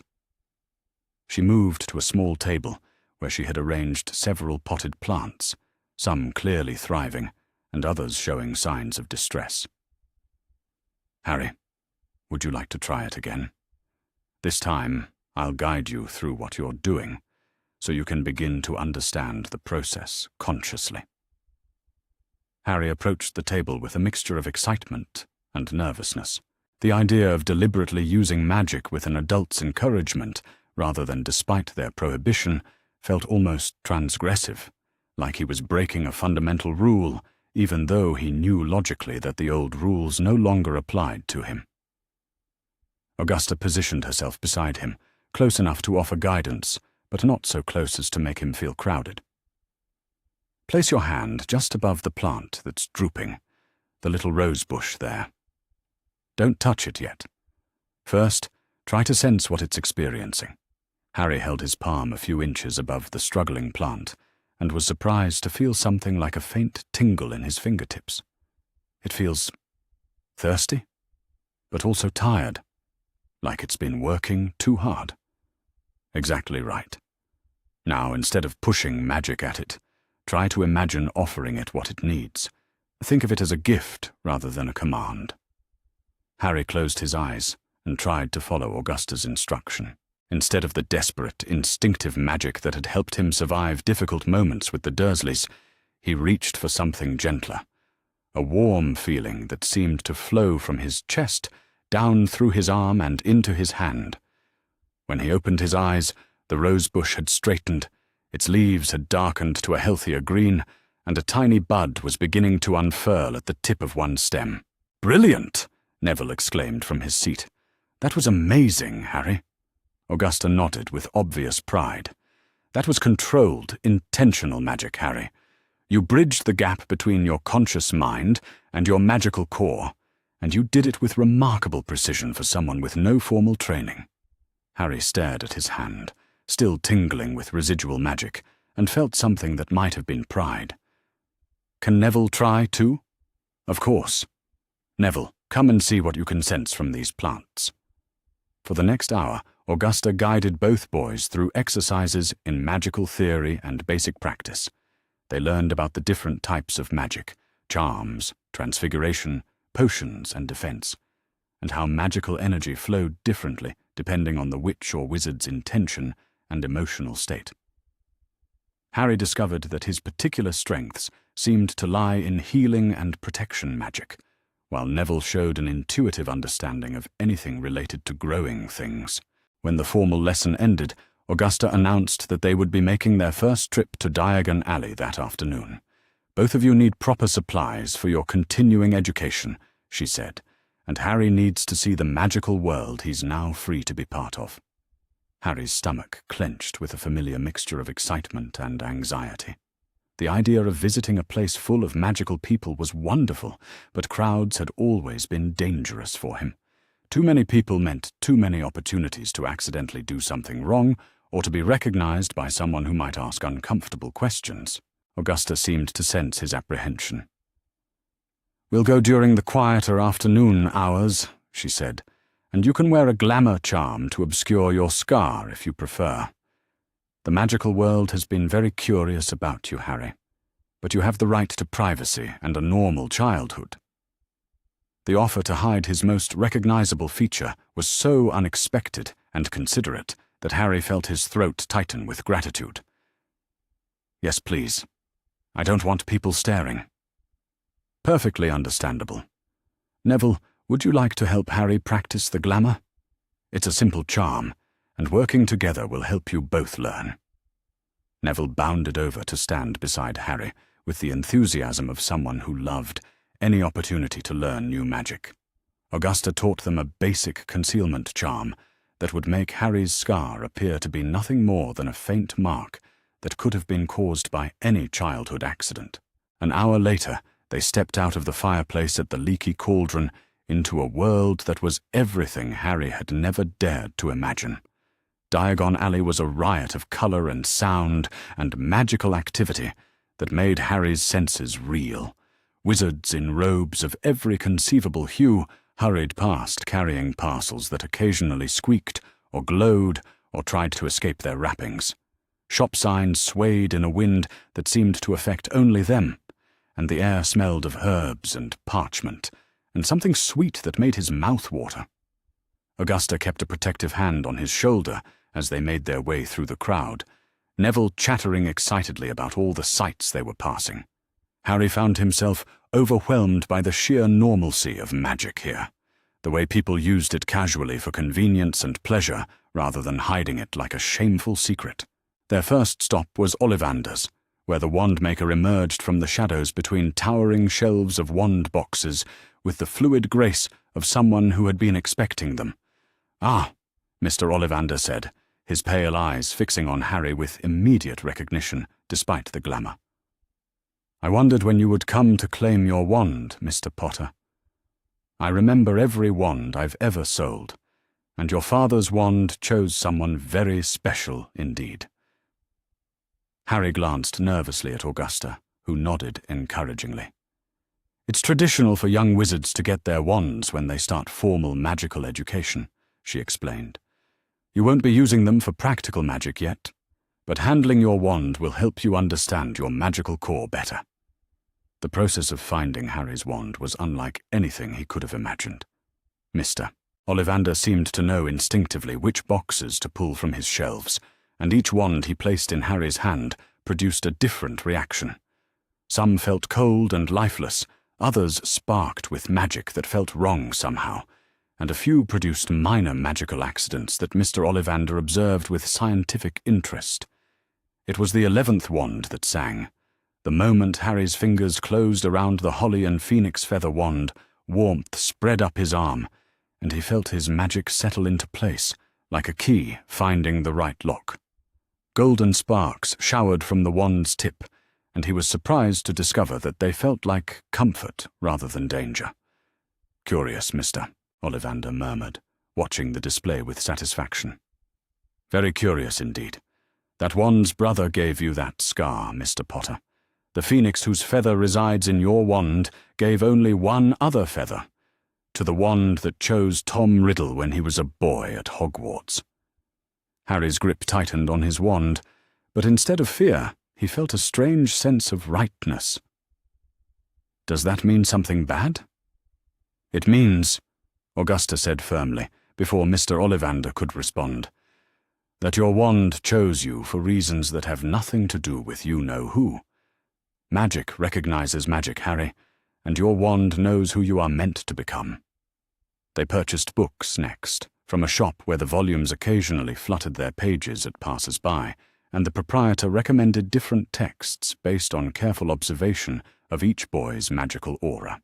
Harry left with a collection of beginning theory books, a journal for recording his magical observations, and a comprehensive guide to magical creatures that Neville had insisted was essential reading. At Madame Malkin's, Harry was fitted for his first set of proper wizarding robes, clothing designed for magical children, with built-in protections against minor magical accidents and fabrics that would adjust slightly as he grew. The experience of being measured and fitted for clothes that were specifically his, rather than handed down from Dudley, was overwhelming enough to make him unusually quiet. "All right there, dear?" Madame Malkin asked as she adjusted the hem of his new robes. "You look a bit peaked." Harry nodded quickly, not trusting his voice to remain steady. Augusta caught his eye in the shop's mirror and smiled with understanding that made his chest tighten with gratitude. Their final stop was Fortescue's ice cream parlor, where Augusta announced that they would celebrate Harry's first proper visit to Diagon Alley. As they sat at a small table in the sunshine, sharing sundaes that changed flavors with each bite, Harry felt something inside him finally begin to relax. "This place is amazing," he said, watching a wizard at the next table feed ice cream to a small dragon that was perched on his shoulder. "Is all magic like this? So, normal?" Magic is part of daily life in our world, Augusta said. You'll find that magical people are just like any other people. Some are kind, some are not. Most are simply trying to live their lives and take care of their families. The difference is that we don't have to hide what we are. Neville, who had been uncharacteristically quiet while he worked his way through a Sunday that featured actual miniature fireworks, suddenly looked up with a serious expression. Harry, do you think you'll like living with us? Really like it? Not just pretend to like it so we won't send you away?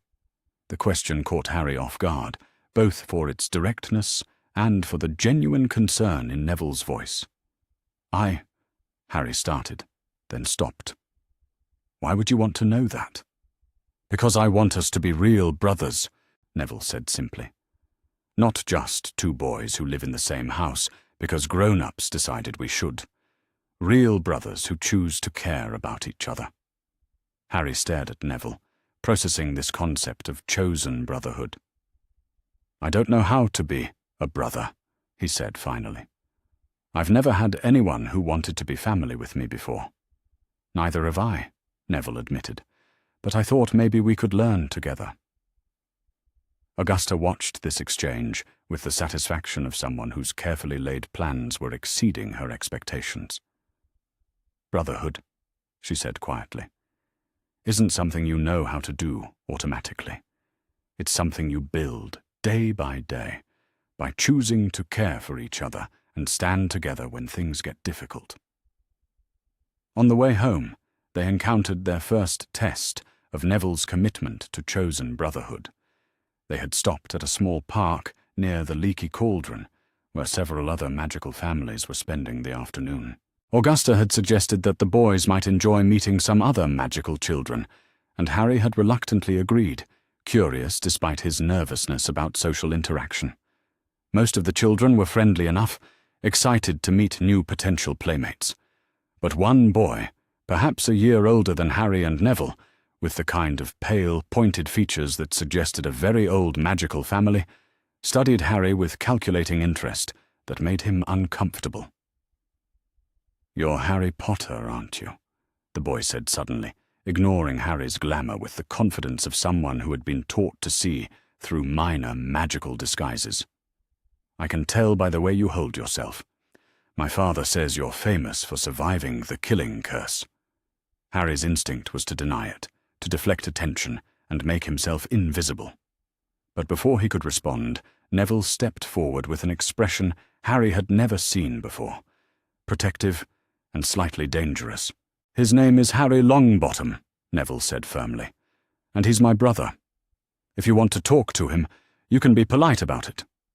The older boy looked taken aback by Neville's assertion. Longbottom. But that's impossible.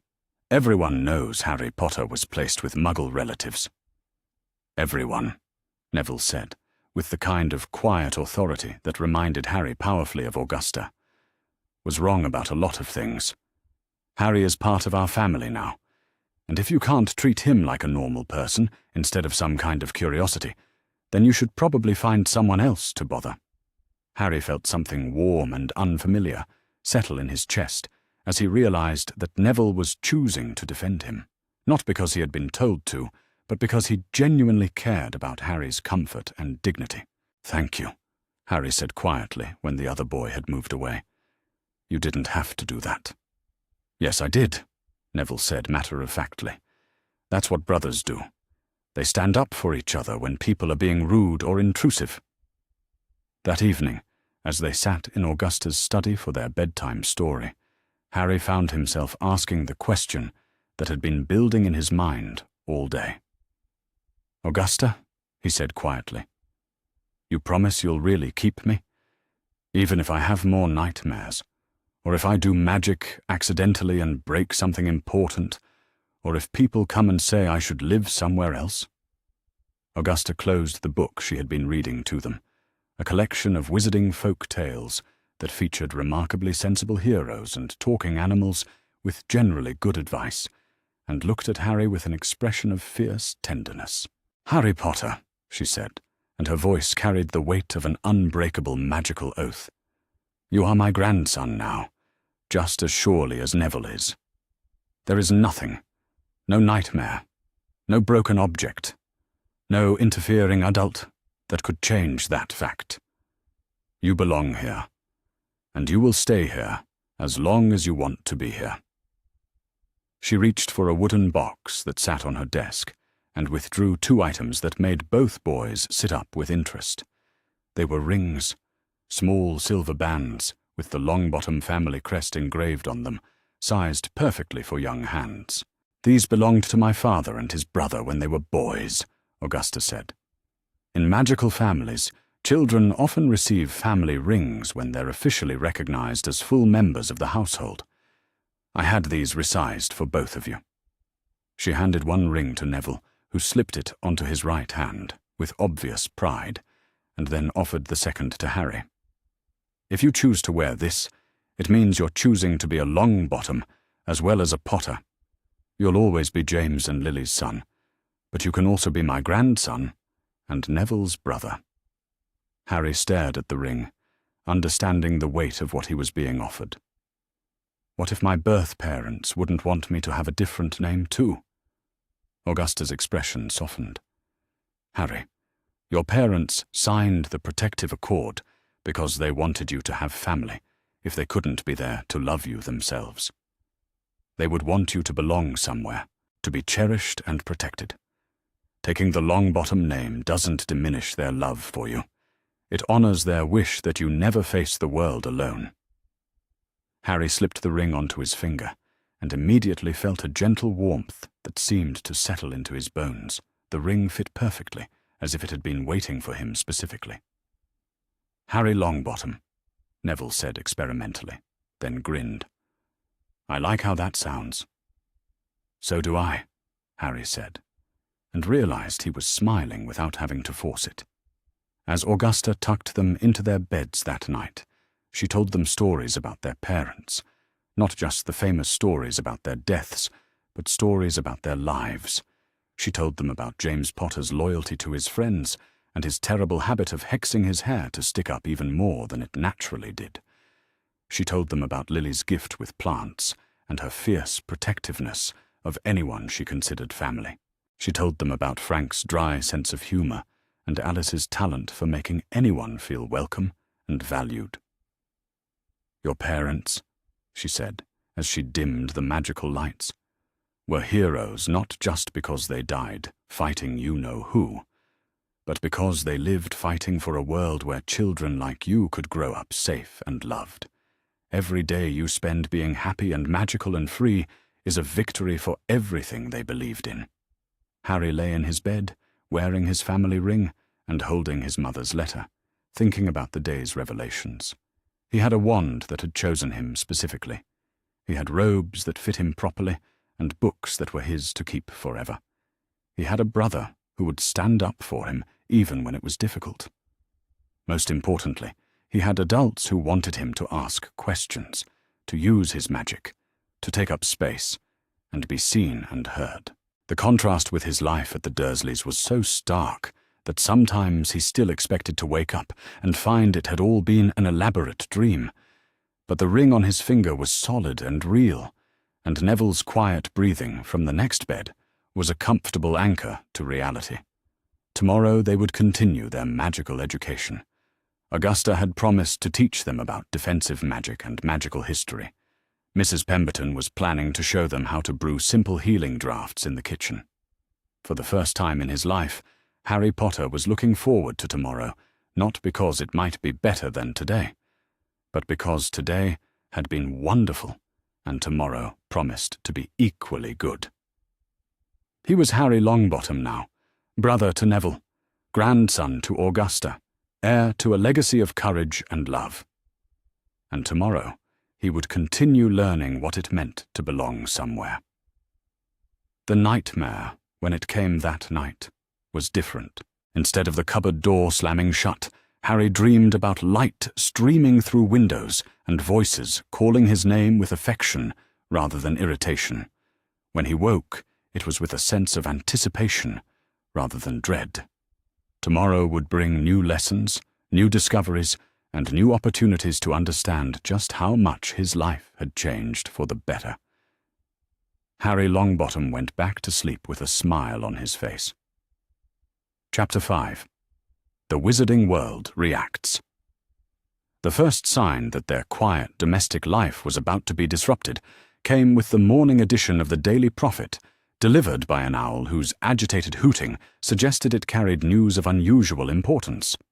Augusta had developed the habit of reading the paper before the boys came down for breakfast, partly to stay informed about political developments, and partly to screen for any content that might upset Harry while he was still adjusting to his new life. This morning, however, she nearly dropped her teacup when she unfolded the front page.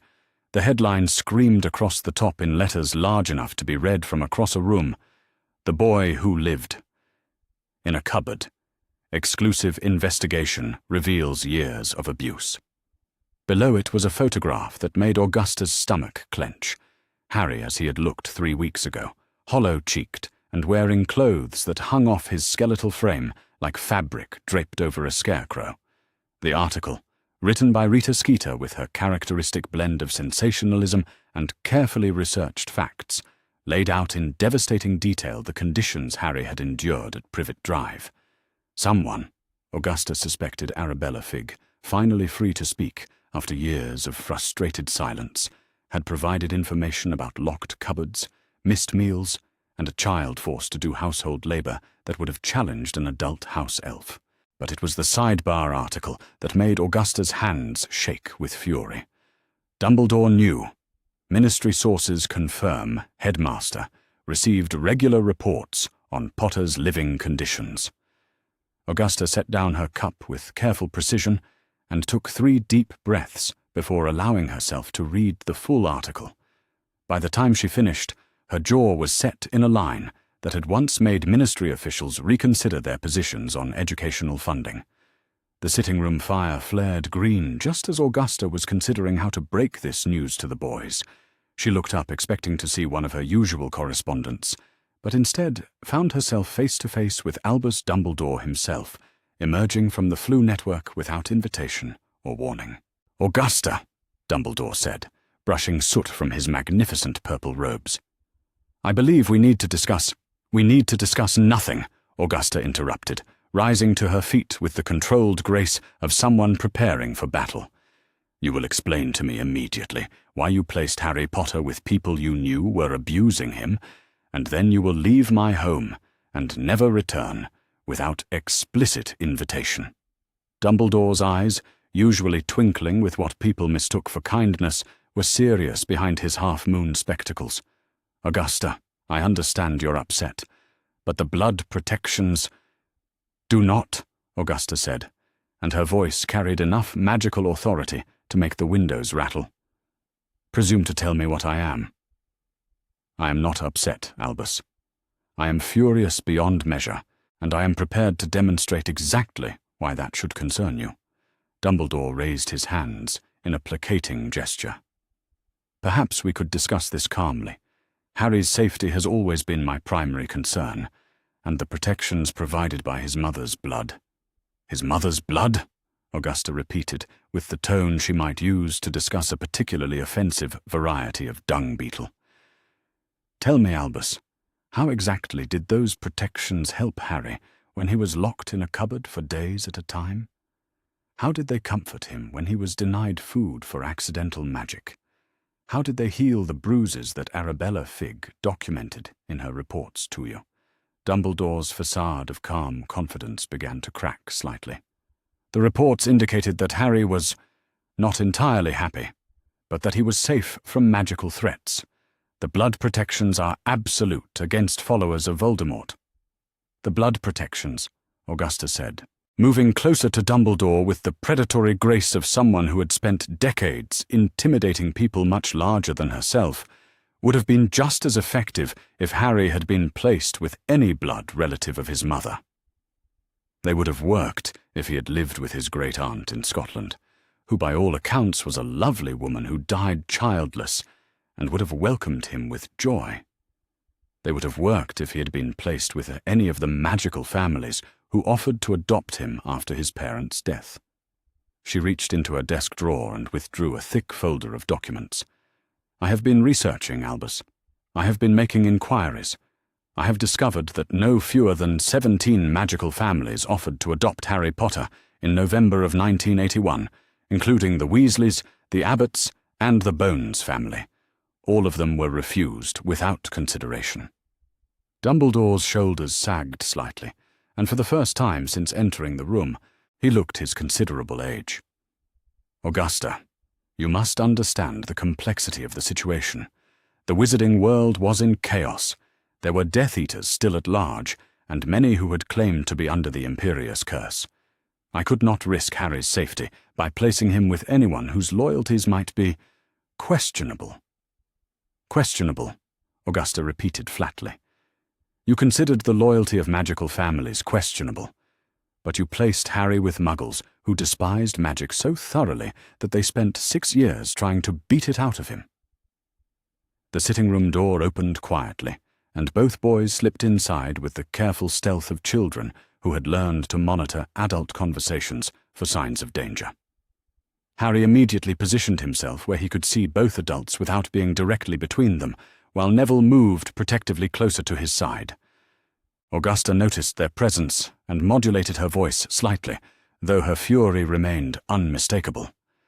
"Harry, Neville, Professor Dumbledore has come to visit. He has some questions about your welfare, Harry, though I suspect his primary concern is managing the political consequences of his decisions." Dumbledore turned toward Harry with what he probably intended to be a grandfatherly smile. "Hello, Harry. I'm pleased to see you looking so much healthier than when I last saw you." Harry studied Dumbledore with the careful attention he had learned to pay to any adult who might have power over his future. "You're the one who left me with the Dursleys." It wasn't a question, and Dumbledore had the grace not to treat it as one. "I am. I believed it was the best way to keep you safe from those who might wish you harm." "But you knew they were hurting me," Harry said, and his voice carried the terrible clarity of a child who had learned to state uncomfortable truths without flinching. "The lady with the cats told you. She sent you letters about how they treated me." Dumbledore's composure cracked further. "Harry, the situation was more complex than it might have appeared. The magical protections provided by your aunt's home were absolute. No Death Eater could have reached you there. But Uncle Vernon could reach me every day," Harry said, "and Aunt Petunia and Dudley. And they hurt me just as much as any Death Eater would have, except they did it for 6 years instead of just once." The simple, devastating logic of this statement hung in the air like a physical presence. Neville moved even closer to Harry, close enough to provide physical comfort if needed, and Augusta felt a surge of pride at his instinctive protectiveness. "Harry makes an excellent point," Augusta said. "You protected him from magical threats while subjecting him to daily emotional and physical abuse. You prioritized his physical survival over his psychological welfare, his sense of security, and his fundamental right to be loved and wanted." Dumbledore looked older than Augusta had ever seen him. "I believed that temporary unhappiness was preferable to death at the hands of Voldemort's remaining followers. I was wrong to underestimate the extent of unhappiness Harry experienced with the Dursleys." "Temporary unhappiness?" Harry repeated wonderingly. "Professor, I lived in a cupboard for 6 years. I was locked in there for days at a time when I made things happen by accident. I was told every day that I was a freak and a burden, and that I should be grateful that they didn't just throw me away." "That," Dumbledore said quietly, "was not temporary unhappiness. That was unconscionable, and I am more sorry than I can express." Augusta watched this exchange with the satisfaction of someone whose point was being made more effectively than she could have managed herself. "Your apology, while noted, does not address the fundamental question of your judgment. How do we trust your future decisions regarding Harry's welfare when your past decisions nearly destroyed him?" Before Dumbledore could respond, the sitting room fire flared green again, this time admitting Cornelius Fudge in his official capacity as Minister for Magic. Fudge emerged from the fireplace in a state of barely controlled panic, his bowler hat askew and his usually immaculate robes wrinkled with stress. "Augusta, Dumbledore!" Fudge exclaimed, looking between them with the desperate air of someone whose political career was hanging by a thread. "Thank Merlin you're both here. We need to discuss damage control immediately. The Prophet's article has caused complete chaos. There are protests outside the Ministry, howlers arriving by the dozen, and questions in the Wizengamot about Ministry oversight of magical children."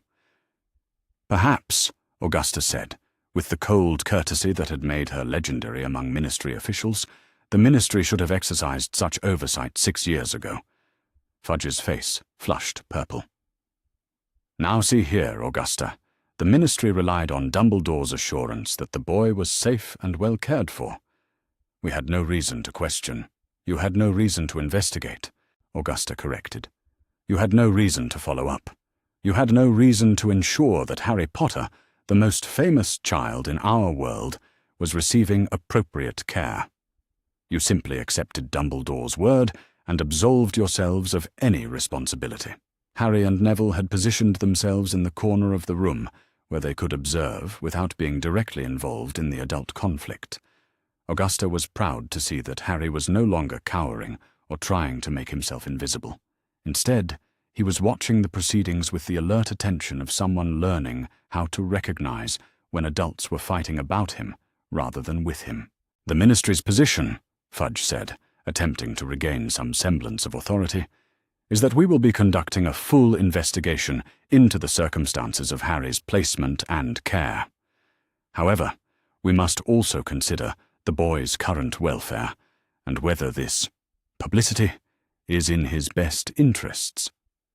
"What the Minister means," Augusta said for Harry's benefit, "is that he's concerned about political embarrassment and would like to find a way to minimize the scandal without actually addressing its underlying causes." Fudge sputtered indignantly.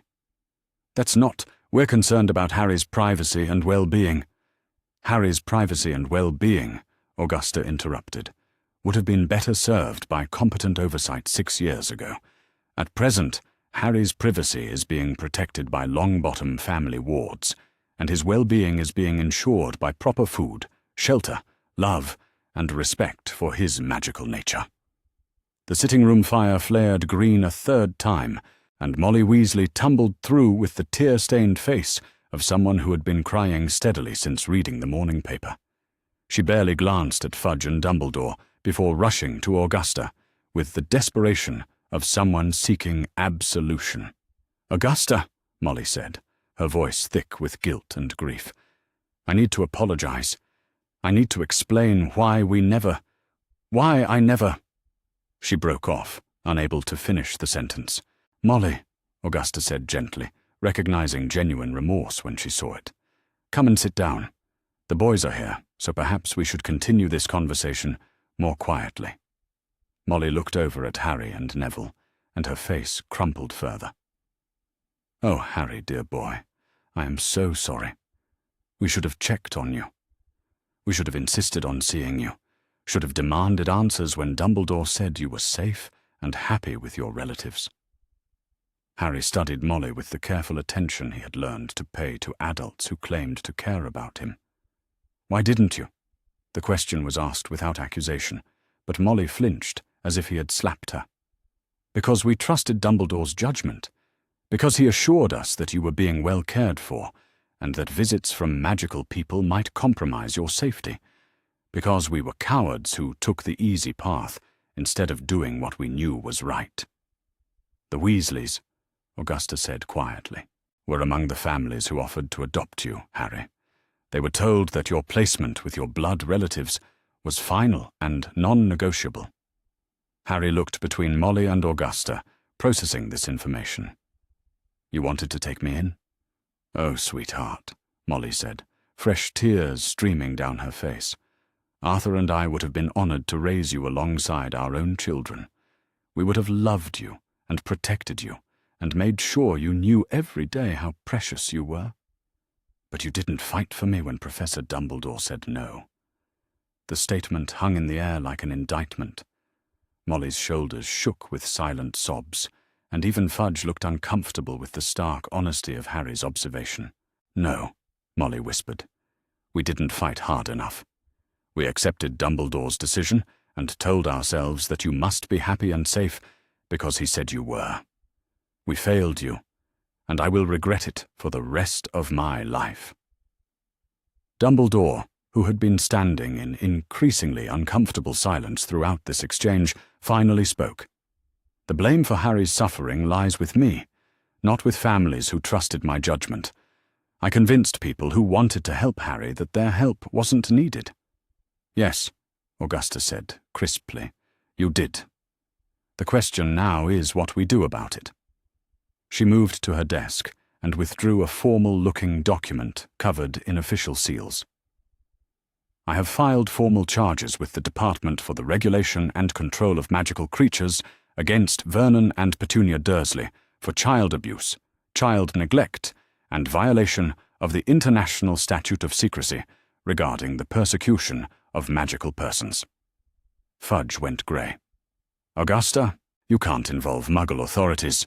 "I have also," Augusta continued, ignoring his protest, "filed charges with the Wizengamot against Albus Dumbledore for child endangerment, abuse of authority, and violation of his duty of care as Chief Warlock."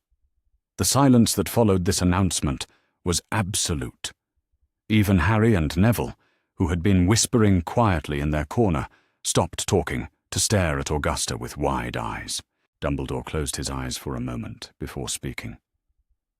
"I see. And what outcome do you hope to achieve with these charges, Augusta?" "I hope to achieve justice," Augusta said simply. "I hope to ensure that no other magical child is placed in an abusive situation because adults failed to exercise appropriate oversight. I hope to establish that the wizarding world takes its obligation to protect magical children seriously enough to hold people accountable when they fail in that duty. And I hope," she continued, her voice taking on the steel that had made her legendary, "to ensure that Harry Potter grows up knowing that there are adults who will fight for him when he cannot fight for himself." Harry looked up at this, and for the first time since the adults had begun their confrontation, he smiled, a small, tentative expression that transformed his face. "You're really going to make them answer for what they did to me?" "I am," Augusta confirmed. "No child should have to endure what you endured, Harry, and no adult should be able to cause such harm without consequences." Neville moved closer to Harry, close enough to bump shoulders with him in a gesture of solidarity. "Does this mean people will leave Harry alone now? Or will they want to ask him questions about living with the Dursleys?" Augusta considered this question seriously. "There may be some official interviews as part of the legal process, but they will be conducted by trained professionals who understand how to speak with children who have experienced trauma. Any journalist or busybody who attempts to harass Harry will discover exactly why the Longbottom family wards are considered among the most formidable in Britain." Fudge, who had been calculating political angles throughout this entire exchange, suddenly straightened. "Augusta, perhaps we could reach some kind of arrangement. The Ministry is prepared to acknowledge that mistakes were made, and we could consider appropriate compensation for Harry's difficulties, without the need for public trials that might prove embarrassing to all parties." The look Augusta gave Fudge could have frozen fire. "Minister, are you attempting to suggest that Harry's 6 years of abuse are a matter for backroom political negotiations?" "I'm suggesting that a quiet resolution might be in everyone's best interests, Minister," Harry said, and his voice carried a clarity that cut through Fudge's bluster like a blade. "I lived in a cupboard for 6 years. I was told I was worthless and unwanted every day. I was punished for things I couldn't control and couldn't understand. Do you think that's something that should be quietly resolved?" Fudge looked at Harry, really looked at him, and seemed to see for the first time not a political inconvenience but a child who had suffered real harm. his bluster deflated like a punctured balloon. "No," Fudge said quietly. "No, I don't suppose it is." By the time the adults finally finished their discussions and departed, the afternoon was well advanced, and both boys were exhausted from the emotional intensity of witnessing such frank acknowledgement of the failures that had shaped Harry's early life. Augusta settled them in the sitting room with hot chocolate and biscuits, then took the chair between them with the air of someone preparing to address important matters. "How are you feeling about what you heard today?" she asked. "I know it was difficult to listen to adults discussing your past treatment so directly." Harry considered the question with the seriousness he brought to all matters that might affect his future. "I'm glad you're making them answer for what they did. But I'm worried that it means I'll have to talk about it more, and I don't want to think about the Dursleys anymore." "You may have to answer some questions for the legal proceedings," Augusta said honestly. "But I will be with you for any such conversations, and you will never be required to discuss more than you're comfortable sharing." "What about Professor Dumbledore?" Neville asked. "Will he get in trouble?" Augusta's expression was carefully neutral. "Professor Dumbledore will face the consequences of his decisions, just as the Dursleys will. But his consequences will be determined by people whose job it is to evaluate such matters fairly." Harry leaned back into his chair, processing this information.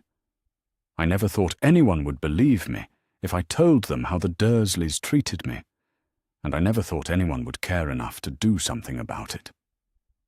"Harry," Augusta said gently, "there are many people who care about your welfare.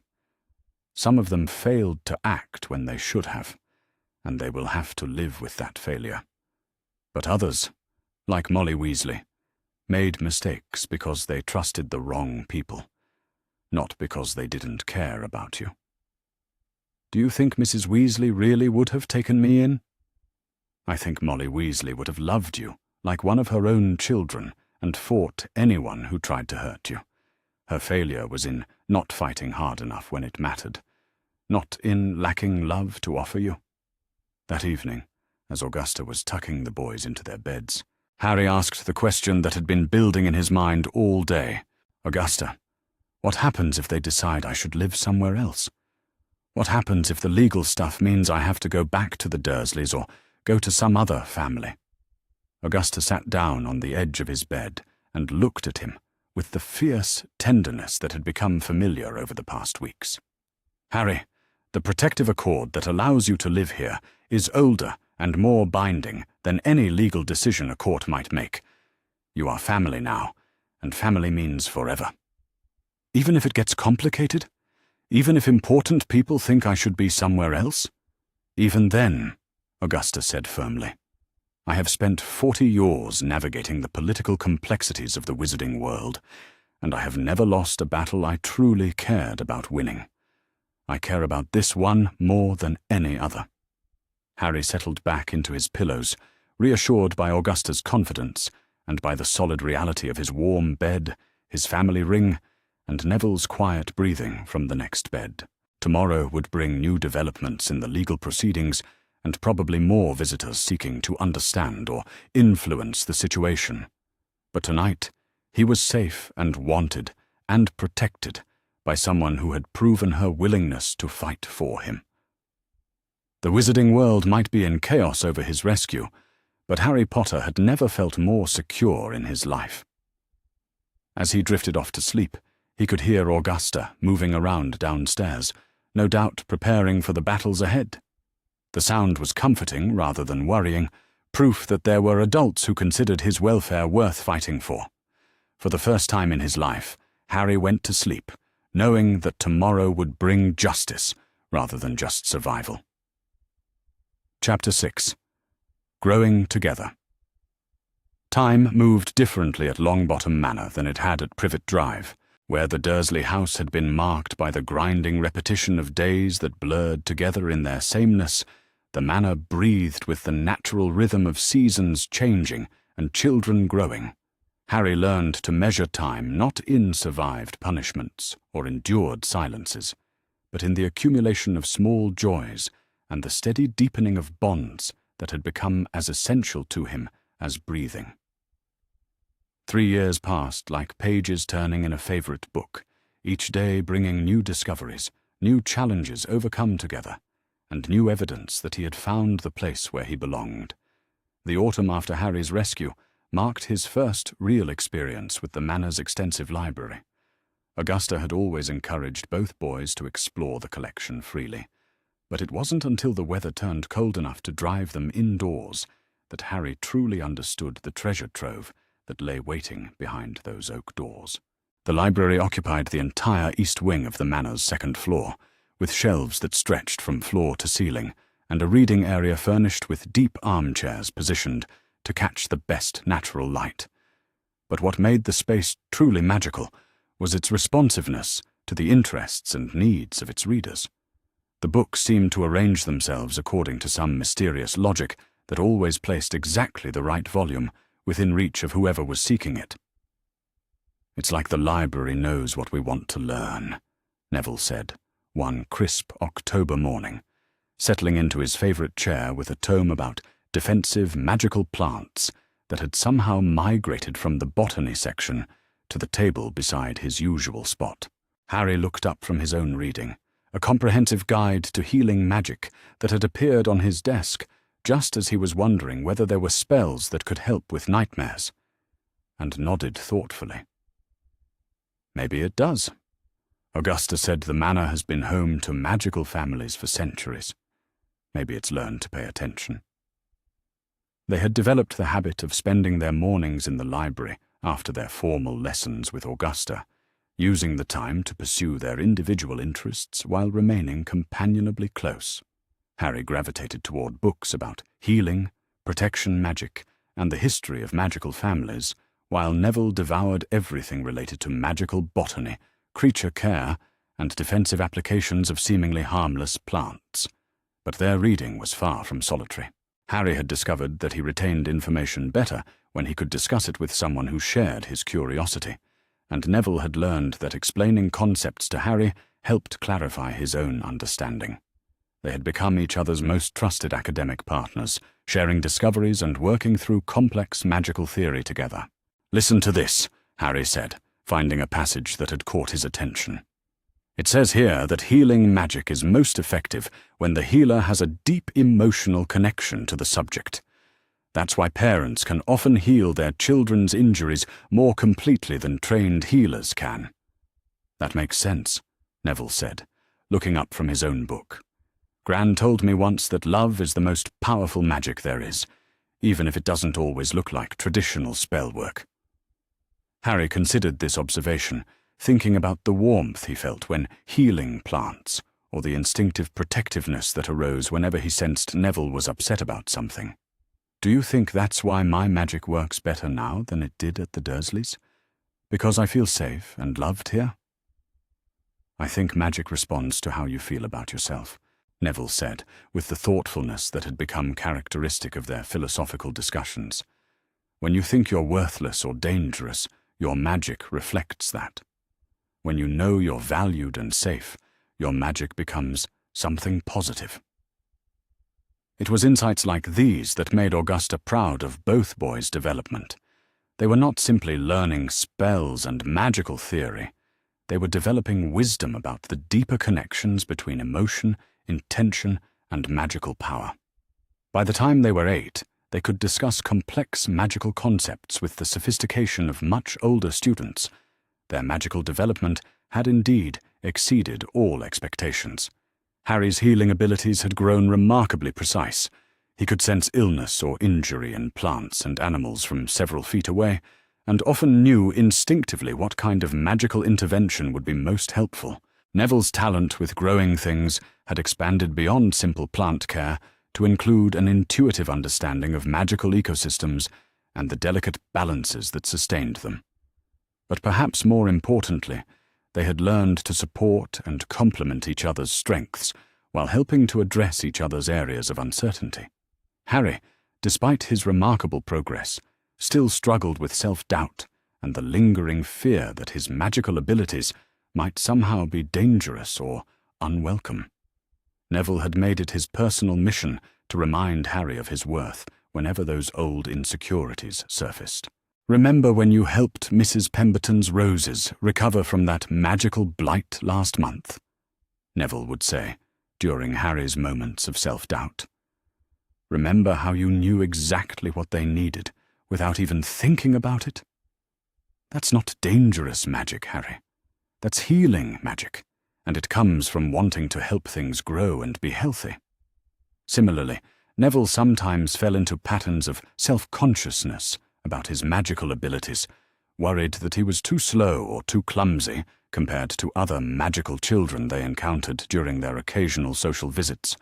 Harry had developed an equally reliable arsenal of reassurances. "You made that entire section of the garden bloom 3 weeks ahead of schedule," Harry would remind him. "And you figured out how to get the whomping willow sapling to stop attacking people by understanding what was making it feel threatened. That's not slow magic, Neville. That's brilliant magic." Their mutual support had created a positive feedback loop that accelerated both their magical development and their emotional growth.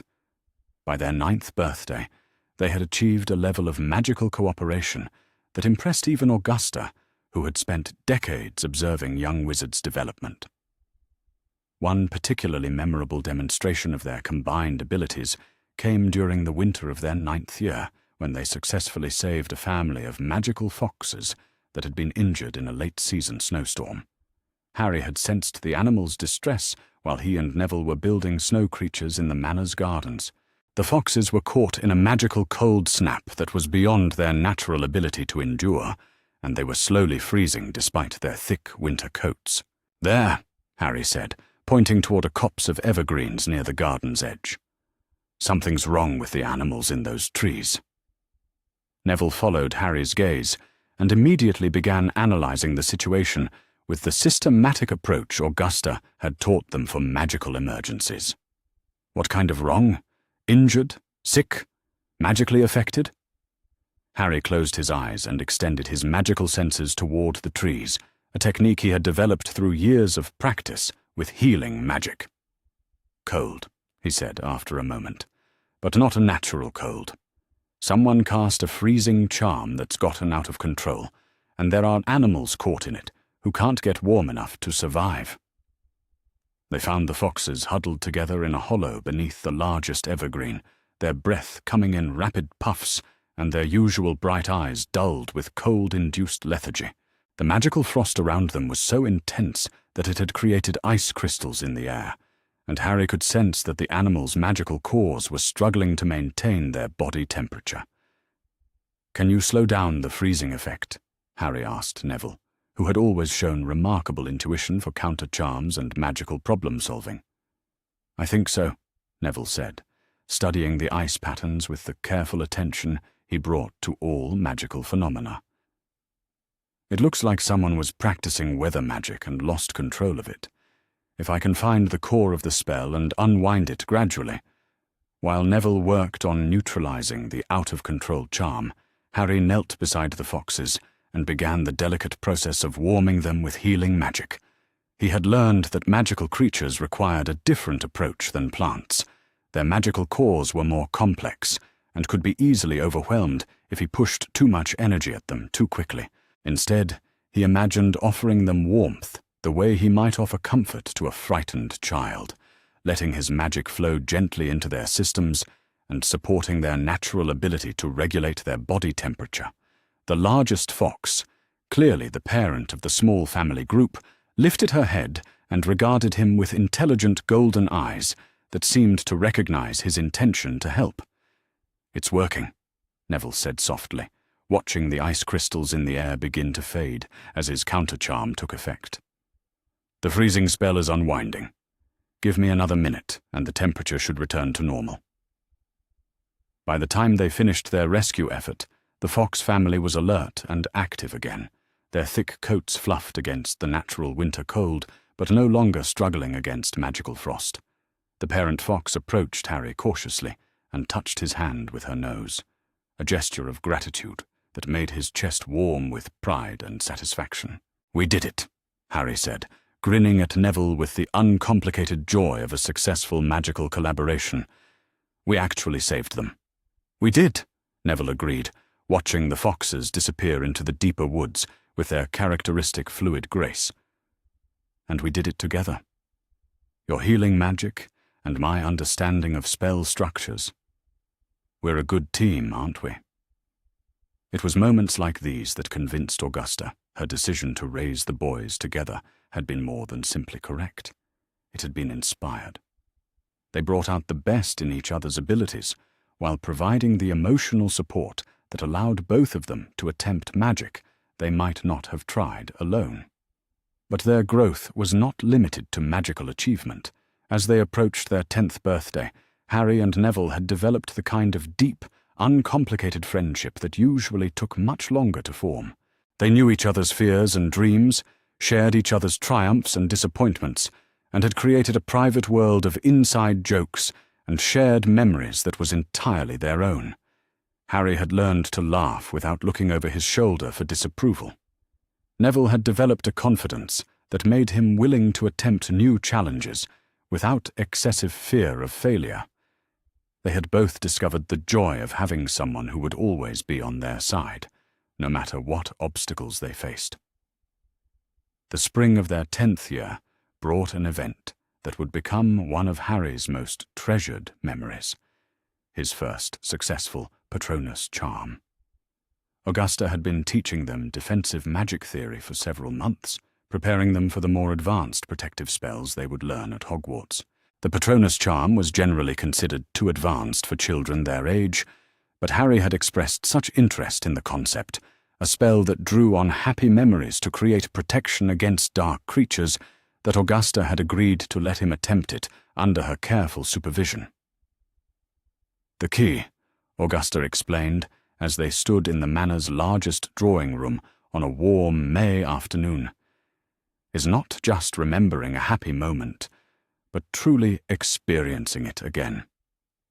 The Patronus draws on the emotions associated with the memory as much as the memory itself." Harry nodded seriously, already considering which memory he might use. He had an abundance of choices now: lazy summer afternoons reading with Neville in the garden, celebrating small magical achievements with Augusta's proud approval, the first time Mrs. Pemberton had made his favorite biscuits, just because she knew he enjoyed them. But when he closed his eyes and reached for the memory that made him happiest, what came to mind was simpler and more fundamental. The moment on his first night at Longbottom Manor, when he had realized that Neville genuinely wanted to be his brother, and that Augusta's promise that he belonged there was real and permanent. "Focus on the feeling," Augusta instructed gently. "Let the happiness fill you completely, and then speak the incantation while visualizing that joy taking physical form." Harry raised his wand, his holly wand that had sung when he first touched it, and spoke the words with careful precision: "Expecto Patronum." Silver light erupted from his wand tip with such brilliance that it temporarily filled the entire room. But instead of the wispy, incomplete Patronus that most children produced on their first attempts, Harry's magic formed a complete, solid, magnificent stag that bounded around the drawing room with joyful energy before returning to stand protectively beside him. Augusta stared at the Patronus with amazement that quickly gave way to emotional recognition. "Oh, Harry," she said softly, "it's beautiful, and it's exactly like your father's." Harry looked at his Patronus, his father's Patronus, and felt a connection to James Potter that was deeper and more meaningful than any he had experienced before. This magic was part of his inheritance, proof that some things could be passed down through love and shared nature even when the people themselves were gone. "Does this mean my dad would be proud of me?" Harry asked, watching the silver stag paw gently at the ground before turning to regard him with intelligent, kind eyes. "Harry," Augusta said, her voice thick with emotion, "your father would be overwhelmed with pride. Not just because you've managed such advanced magic, but because you've grown into exactly the kind of person he and your mother hoped you would become." The Patronus faded gradually, But the warmth and satisfaction of the achievement lingered for days. Harry had produced magic that connected him to his father, while being surrounded by the family that had raised him with love and care. It was a perfect synthesis of his past and present, and it marked a significant milestone in his growing understanding of who he was and where he belonged. Their 10th birthday celebration was everything Harry had never dared to dream of during his years at Privet Drive. Augusta had planned a joint party that honored both boys equally, with decorations that reflected their shared interests and individual personalities. The main dining room had been transformed with magical decorations that responded to the boys' presence, flowers that bloomed when Harry walked past them, and miniature trees that grew and shifted when Neville approached. The guest list included several families with children their age, all carefully selected for their ability to treat Harry as a normal child, rather than a celebrity. Molly Weasley had brought Ron, who was exactly Harry's age, and proved to be excellent company for outdoor games and exploration. The Bones family had come with Susan, who shared Neville's interest in magical plants and quickly engaged him in an animated discussion about carnivorous magical flowers. But the highlight of the celebration, from Harry's perspective, was the moment when Augusta presented him with a gift that brought him to speechless tears of gratitude. "This," Augusta said, placing a beautifully carved wooden box in his hands, "contains every letter you've written to your birth parents over the past 3 years. I've been saving them as I promised I would, and I thought you might like to have them back." Harry opened the box with reverent care and found dozens of letters in his own evolving handwriting, notes to James and Lily Potter that chronicled his growth, his achievements, his fears overcome, and dreams realized. Reading his own words from 3 years earlier, when he was still learning to believe that good things could last, he could see how much he had healed and grown. "And this," Augusta added, placing a second smaller box beside the first, "contains letters that Neville has written to Frank and Alice, telling them about their new son and how proud they would be of both of you." Harry looked at Neville, who was blushing but smiling with obvious emotion. "You wrote to your parents about me?" "Of course I did," Neville said simply. "They're your other parents now, too. I wanted them to know how brilliant you are and how glad I am that you're my brother." The party continued with games and food and laughter that echoed through the manor's halls, but Harry found himself returning again and again to those 2 boxes of letters, proof that both boys had found healthy ways to honor their parents while building a new family together. As the celebration wound down and the guests departed, Harry and Neville found themselves alone in the garden as the sun set over the grounds they had explored together for 3 years. "Do you ever wish things had been different?" Harry asked, settling beside Neville on the bench beside the pond where they had shared so many quiet conversations. "Do you ever wish your parents hadn't been hurt, so you could have grown up with them instead?" Neville considered this question with the thoughtfulness he brought to all serious discussions. "I wish they could have been here to see us grow up," he said finally. "I wish they could know how happy we've been, and how much Augusta loves us both. But I don't wish I had grown up without you as my brother." Harry nodded, understanding exactly what Neville meant. "I wish my parents could have lived to raise me themselves. But I'm glad that when they couldn't, I ended up here with you and Augusta. I can't imagine my life without you in it anymore." They sat in comfortable silence for a while, watching the last light fade from the sky and the first stars appear over the gardens, where they had spent so many hours learning and growing together. 3 years had transformed them from a traumatized, isolated child and a lonely, anxious boy into confident young wizards who faced the world as partners and brothers. They had learned magic together, overcome fears together, and created a bond that would sustain them through whatever challenges lay ahead. Tomorrow they would begin their final year of preparation before Hogwarts, working with Augusta to ensure they were ready for the more formal, magical education that awaited them. But tonight they were simply 2 10-year-old boys who had found in each other the family they had both needed and the friendship they had both deserved. Harry looked over at Neville, his brother, his best friend, his partner in all the adventures that mattered, and smiled with the uncomplicated happiness that had become the defining characteristic of his life at Longbottom Manor.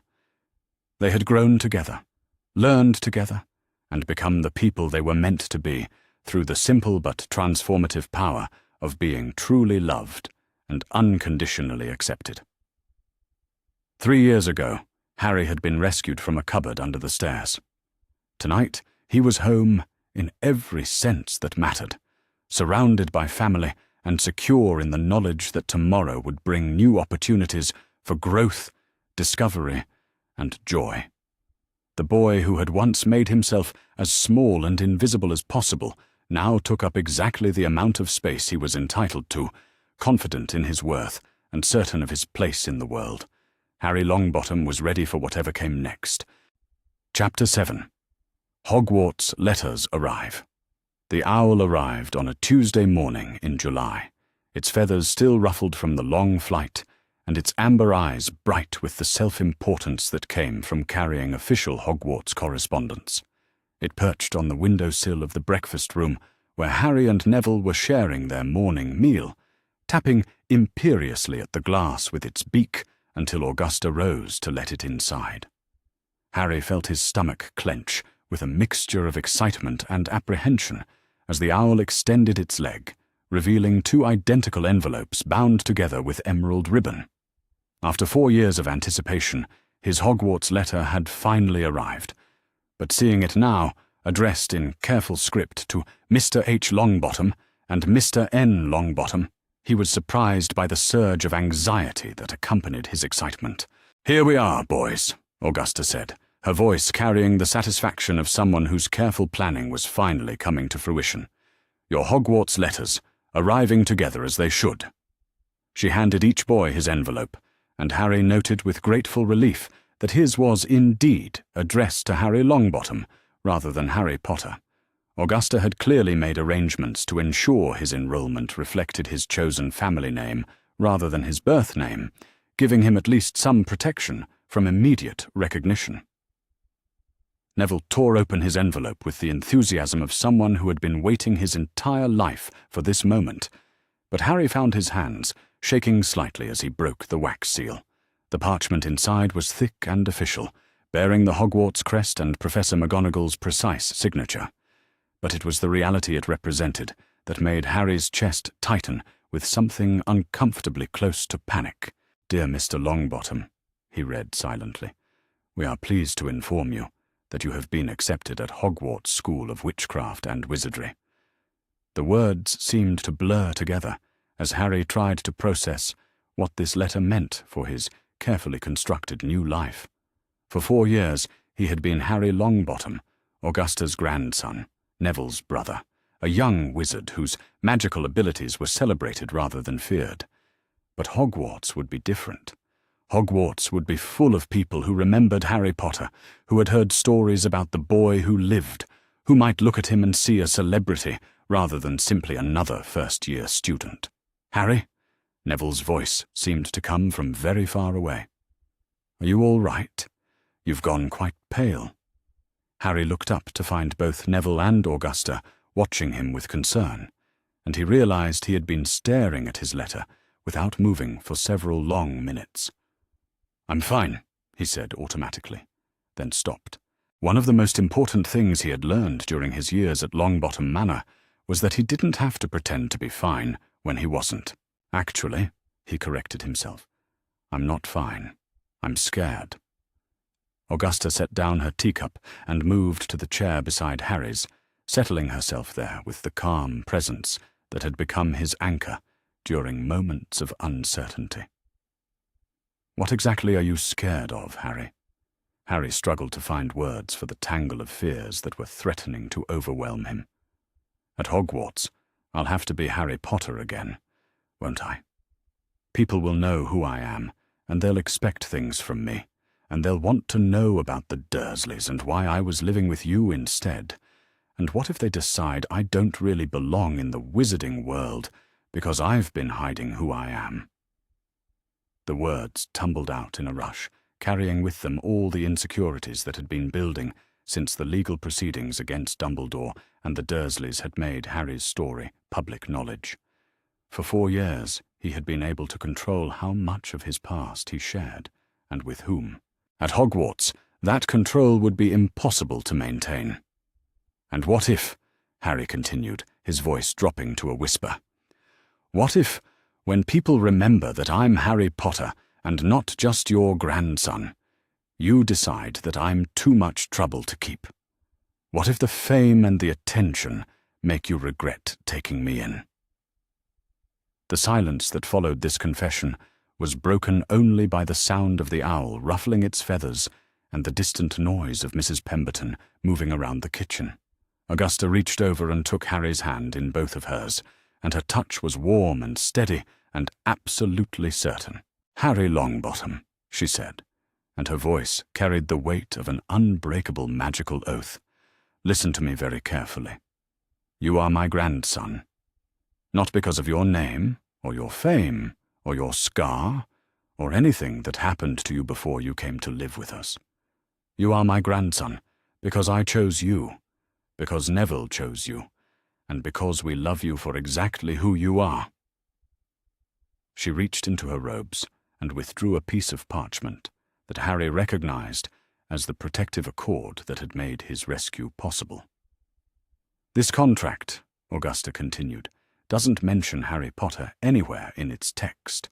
It was written to protect Lily and James Potter's child, their son, their beloved boy, the person they raised for 15 months before their deaths. You are that child, Harry, and you would be that child whether you were famous or completely unknown." Harry stared at the parchment, reading the carefully written words that had changed his life so completely. "But what about at school? What about when people stare and ask questions and expect me to be someone I don't know how to be?" "Then you'll handle it the way you've learned to handle every other challenge," Augusta said simply, "with honesty, courage, and the knowledge that you have family who loves you unconditionally, and you won't be facing it alone." She looked meaningfully at Neville, who had been listening to this conversation with the serious attention he gave to all matters affecting Harry's welfare. "Tell him, Neville." Neville straightened in his chair with the determined expression he wore when he was about to make an important declaration. "Harry, I don't care what anyone else calls you, or how famous you are, or what kind of attention follows you around. You're my brother, and that's never going to change. If people at Hogwarts can't see past your scar to who you really are, then they're not worth worrying about." "But what if I get sorted into a different house than you?" Harry asked, voicing one of his deepest fears about their upcoming separation. "What if the Sorting Hat looks at me and decides I belong somewhere else, and we can't stay together?" "Then we'll still be brothers," Neville said without hesitation.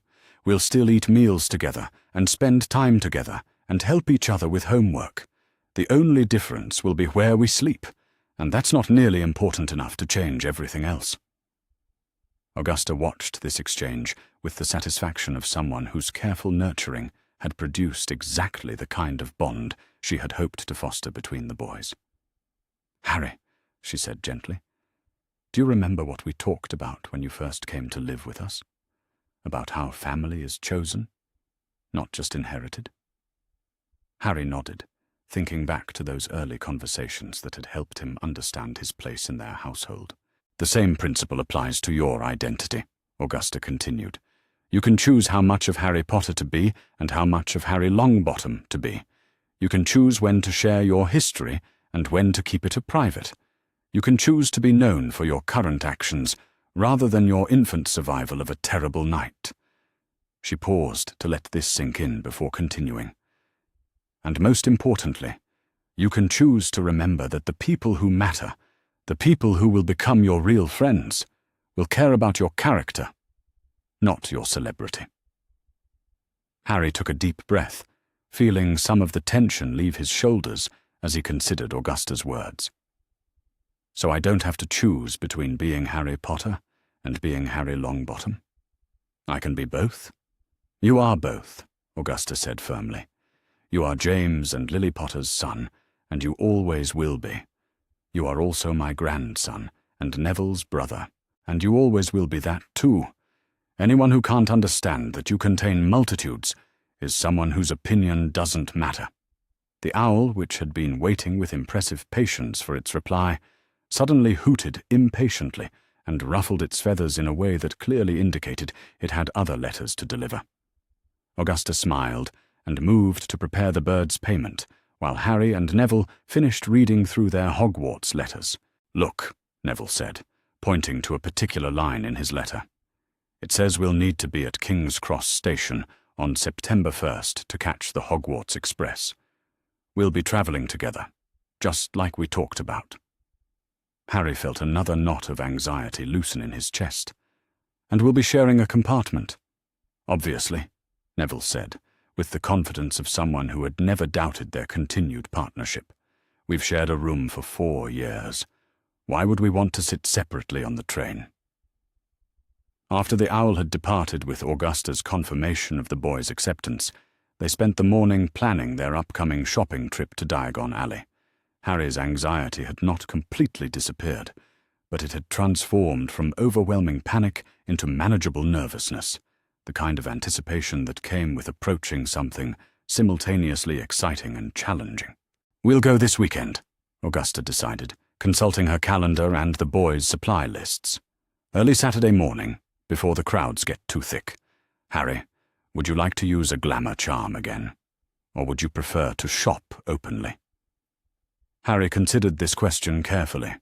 The glamour charm would make the shopping trip easier and more private, but it would also be a way of hiding from the reality he would have to face at Hogwarts. "I think," he said slowly, "I'd like to try shopping without the glamour. If people stare or ask questions, I can practice dealing with it while you're there to help." Augusta nodded approvingly. "An excellent decision. Controlled exposure to manageable challenges is the best way to build confidence for larger ones." Saturday morning found them stepping out of the flu network at the Leaky Cauldron into the familiar bustle of wizarding London. Harry had dressed carefully for the occasion, nice robes that clearly marked him as part of a respectable magical family, but nothing flashy enough to draw additional attention. He wore his family ring prominently and kept his head high as they made their way through the crowd toward Diagon Alley proper. The first stop was Madame Malkin's for new school robes. Harry had grown considerably in the 4 years since his last fitting, and his current robes were becoming noticeably short in the sleeves and hem. Madame Malkin remembered him immediately, though she was tactful enough not to comment on the changes in his appearance and demeanor since their last meeting. "Growing like a weed, aren't you, dear?" she said cheerfully as she began taking measurements. "And standing much straighter than you used to. Good nutrition and proper care make all the difference in young wizards' development." While Harry was being fitted, several other customers entered the shop, a family with a boy about Harry's age who looked around with the wide-eyed excitement of someone preparing for his first year at Hogwarts. The boy's attention immediately fixed on Harry with the intensity of someone trying to place a familiar face. "I say," the boy said, approaching with the confidence that usually came from a lifetime of having adults respond positively to his inquiries. "Aren't you Harry Potter? You look just like the pictures in famous wizards of the 20th century, except older." Harry felt his stomach clench, but instead of the overwhelming panic he had expected, he found himself drawing on 4 years of Augusta's guidance about how to handle unwanted attention with dignity. "I'm Harry Longbottom," he said calmly, "though I was born Harry Potter, yes." "Blimey!" the boy exclaimed, his eyes widening. "You're the Harry Potter, the boy who lived. What's it like being famous? Do people always recognize you? Is it true you lived with muggles who tried to suppress your magic?" "Those," Augusta said, appearing beside Harry with the smooth intervention that had become second nature over the years, "are rather personal questions to ask someone you've just met." The boy's parents, who had been examining robes on the other side of the shop, hurried over with the apologetic expressions of adults whose child had committed a social transgression. "We're so sorry," the boy's mother said. "Marcus gets excited about meeting famous people, but he shouldn't have been so intrusive. "It's all right," Harry said, surprised to find that he meant it. "I understand being curious, but yes, I did live with relatives who didn't understand magic, and yes, it was difficult. I'm much happier living with my family now." He gestured toward Augusta and Neville, making it clear that his chosen family was the one that mattered to him. The boys' parents seemed to understand the message, and guided their son away with promises that they could discuss famous wizards more appropriately at home. "How do you feel?" Neville asked quietly, as they left Madame Malkin's with Harry's new robes carefully wrapped. Harry considered the question seriously. "Strange," he said finally. "It wasn't nearly as terrible as I thought it would be. I was able to answer his questions without feeling like I had to justify my whole life story." "That's because you know who you are now," Augusta said with satisfaction. "You're not a traumatized child who's afraid of drawing attention. You're a confident young wizard who happens to have an unusual history." Their next stop was Flourish and Blots, where they purchased the required textbooks and several additional volumes that caught their interest. Harry selected a comprehensive guide to defensive magic that was slightly above first-year level, while Neville chose an advanced herbology text that focused on the care of dangerous magical plants. "Planning ahead, I see," the shopkeeper commented approvingly as he tallied their purchases. Students who read beyond the curriculum often find themselves much better prepared for the practical challenges of magical education. They encountered several more instances of recognition as they moved through Diagon Alley, but each interaction became easier for Harry to navigate. He developed a standard response that acknowledged his identity without inviting extended conversation. "Yes, I'm Harry Potter, but I go by Harry Longbottom now.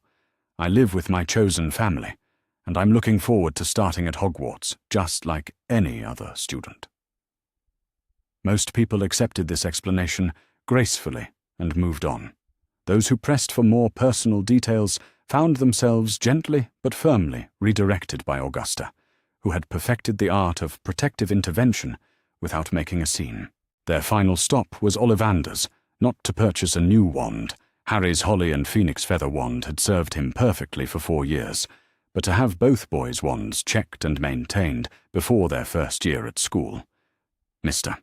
Ollivander emerged from the depths of his shop with the same mysterious timing that had characterized Harry's first visit years earlier. "Ah," he said, his pale eyes fixing on Harry with recognition and approval. "Mr. Harry Longbottom, if I'm not mistaken. I trust your wand has been treating you well?" "Very well," Harry said, withdrawing his wand from its holster and offering it for inspection. "I wanted to make sure it was ready for school." Ollivander examined the wand with the careful attention of a master craftsman evaluating his work, running his fingers along the smooth hollywood and checking the phoenix feather core's responsiveness. "Excellent condition," he pronounced. "You've been caring for it properly, and it shows.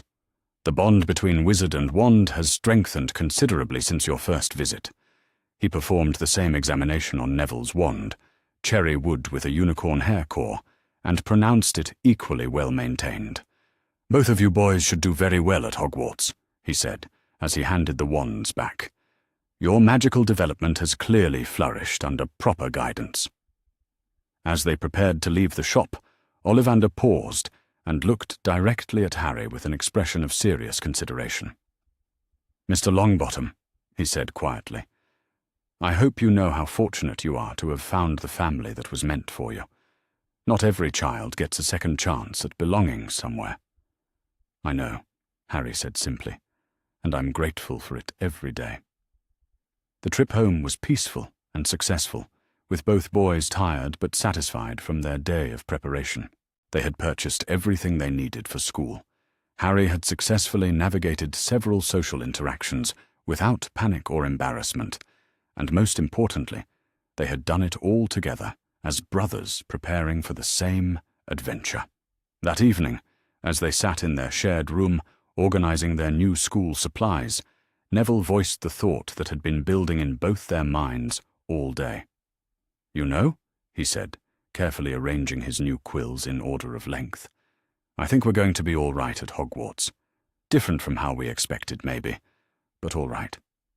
Harry looked up from where he was reading the introduction to his defense against the dark arts textbook and smiled.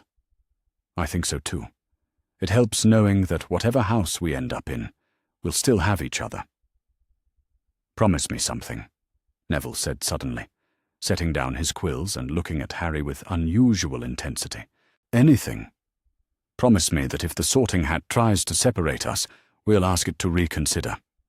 Not because we can't survive in different houses, but because we work better together than apart." Harry considered this request seriously. The Sorting Hat was supposed to see into students' hearts and place them where they belonged, but it was also supposed to take students' preferences into account when possible. "I promise," he said.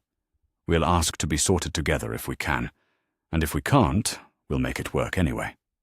"Good," Neville said with satisfaction, "because I'm not ready to stop being your brother just because some ancient hat thinks we belong in different dormitories." As they prepared for bed that night, both boys felt the mixture of anticipation and nervousness that came with approaching a major life change. Hogwarts would be different from anything they had experienced at Longbottom Manor, more public, more challenging, and full of strangers who might have preconceived notions about who Harry Potter should be. But they would face it together, armed with 4 years of love, security, and magical education that had given them both the confidence to be exactly who they were, rather than who others expected them to be. Harry fell asleep, holding his Hogwarts letter and thinking about the adventures that lay ahead. For the first time in his life, he was looking forward to being known as Harry Potter again, not because he missed the fame, but because he finally felt strong enough to claim both parts of his identity, without losing the family that had made him whole. Tomorrow they would begin the final preparations for their departure to Hogwarts. But tonight they were simply 2 11-year-old boys who had found in each other the brotherhood they had always needed, ready to take on the world together. In 6 weeks, they would board the Hogwarts Express as equal partners in the adventure of magical education. And when they arrived at the castle, they would step off the train, not as the boy who lived and his companion, but as Harry and Neville Longbottom, brothers, best friends, and young wizards prepared to make their own mark on the world. Chapter 8. Sorting and First Impressions. Platform 9 3/4 buzzed with the controlled chaos of the September 1st departure, hundreds of students and families crowding the magical platform in the precious minutes before the Hogwarts Express departed for another year. Harry stood beside Neville near the gleaming scarlet engine, their trunks already loaded, and their goodbyes to Augusta completed with the emotional weight of young men leaving home for the first time. Augusta had accompanied them to King's Cross, despite the public nature of the departure, unwilling to let concerns about media attention interfere with this important milestone. She stood now with the other parents, her bearing dignified and proud as she watched her grandsons prepare for their first journey to Hogwarts. "Remember," she had told them during their final conversation in the car, "you are Longbottoms first and foremost. Whatever house you're sorted into, whatever challenges you face, you carry our family's honor with you, and you have our unconditional love behind you." Harry had nodded, feeling the familiar weight of his family ring and the security it represented. After weeks of preparation and anxiety, he felt remarkably calm now that the moment had actually arrived. The summer had given him time to reconcile his dual identity, and he had decided to approach Hogwarts as simply Harry, neither hiding his Potter heritage nor allowing it to define him completely. "Come on," Neville said, picking up his carry-on bag with Trevor's travel case secured inside. "Let's find a compartment before all the good ones are taken." They boarded the train together, moving through the corridors with the easy partnership that had developed over years of shared adventures. Harry had chosen not to use any glamour charms, allowing his distinctive scar to be visible while maintaining the confident posture that 4 years of love and security had given him. The recognition when it came was immediate and dramatic. "Blimey," whispered a second-year student as they passed. "That's Harry Potter." "Impossible," said her friend. "Harry Potter lives with muggles. That boy's obviously from a proper wizarding family." "Look at his scar," the first girl insisted, "and the way he carries himself.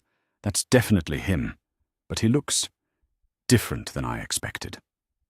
Word spread through the train with the speed that only adolescent gossip could achieve.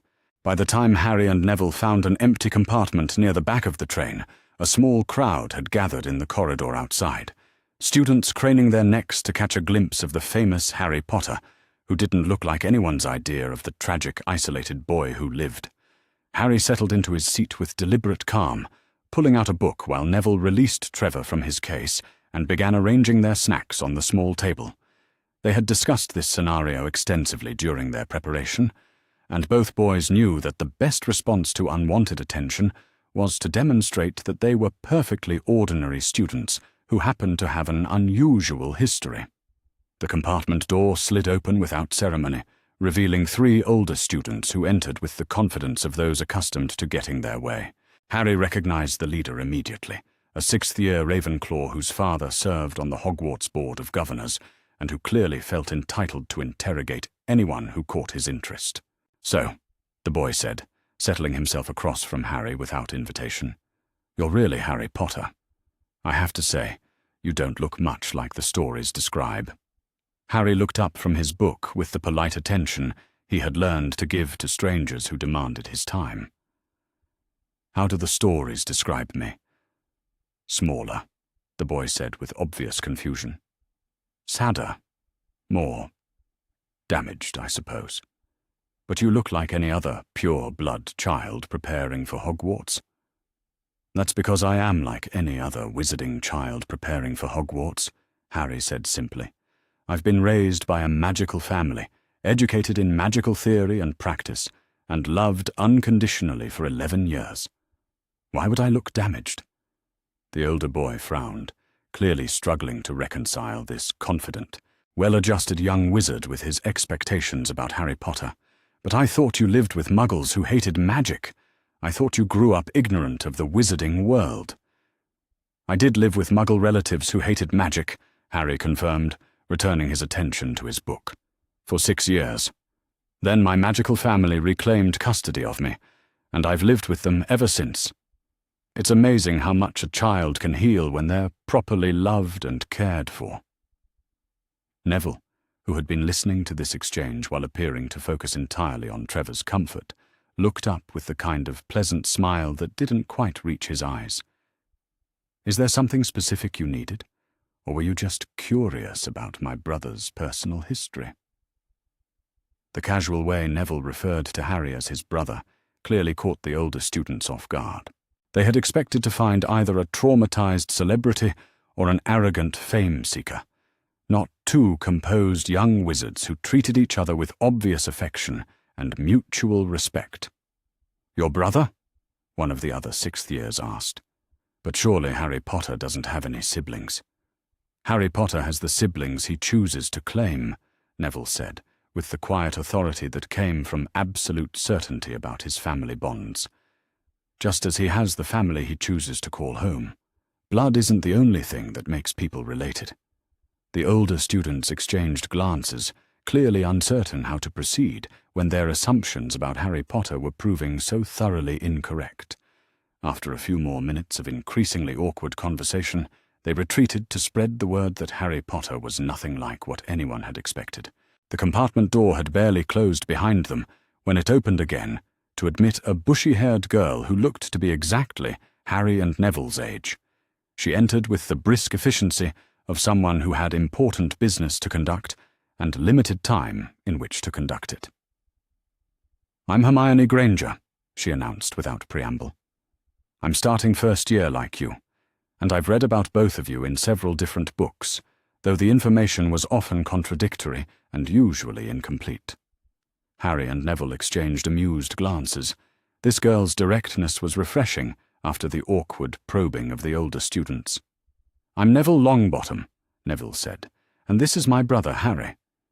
"Harry Longbottom," Harry added, though he suspected this girl had already figured out his dual identity. Harry Potter, Hermione corrected matter-of-factly. Though I understand you've been raised by the Longbottom family since you were 6. I read about the legal proceedings in the Daily Prophet archives. It was quite fascinating from a magical law perspective, though I imagine it was rather traumatic to live through. Harry studied this girl who discussed his personal history with the same analytical detachment she might bring to a particularly interesting academic problem. You've done research on me? I've done research on everything, Hermione said, settling herself in the remaining seat with obvious relief at finding companions who didn't seem inclined to treat her like an unwelcome oddity. When I got my Hogwarts letter, I read every book I could find about the wizarding world. Your story came up frequently, though most of the accounts were sensationalized beyond usefulness.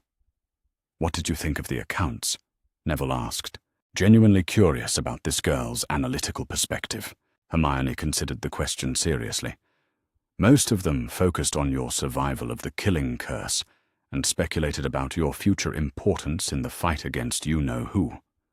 Almost none of them mentioned your childhood circumstances in any detail, and the few that did seemed to assume that living with Muggle relatives was automatically preferable to being raised in the wizarding world. Which is complete nonsense, Harry said with feeling. Living with people who hate what you are is harmful, regardless of whether they're magical or not. Exactly, Hermione said with satisfaction.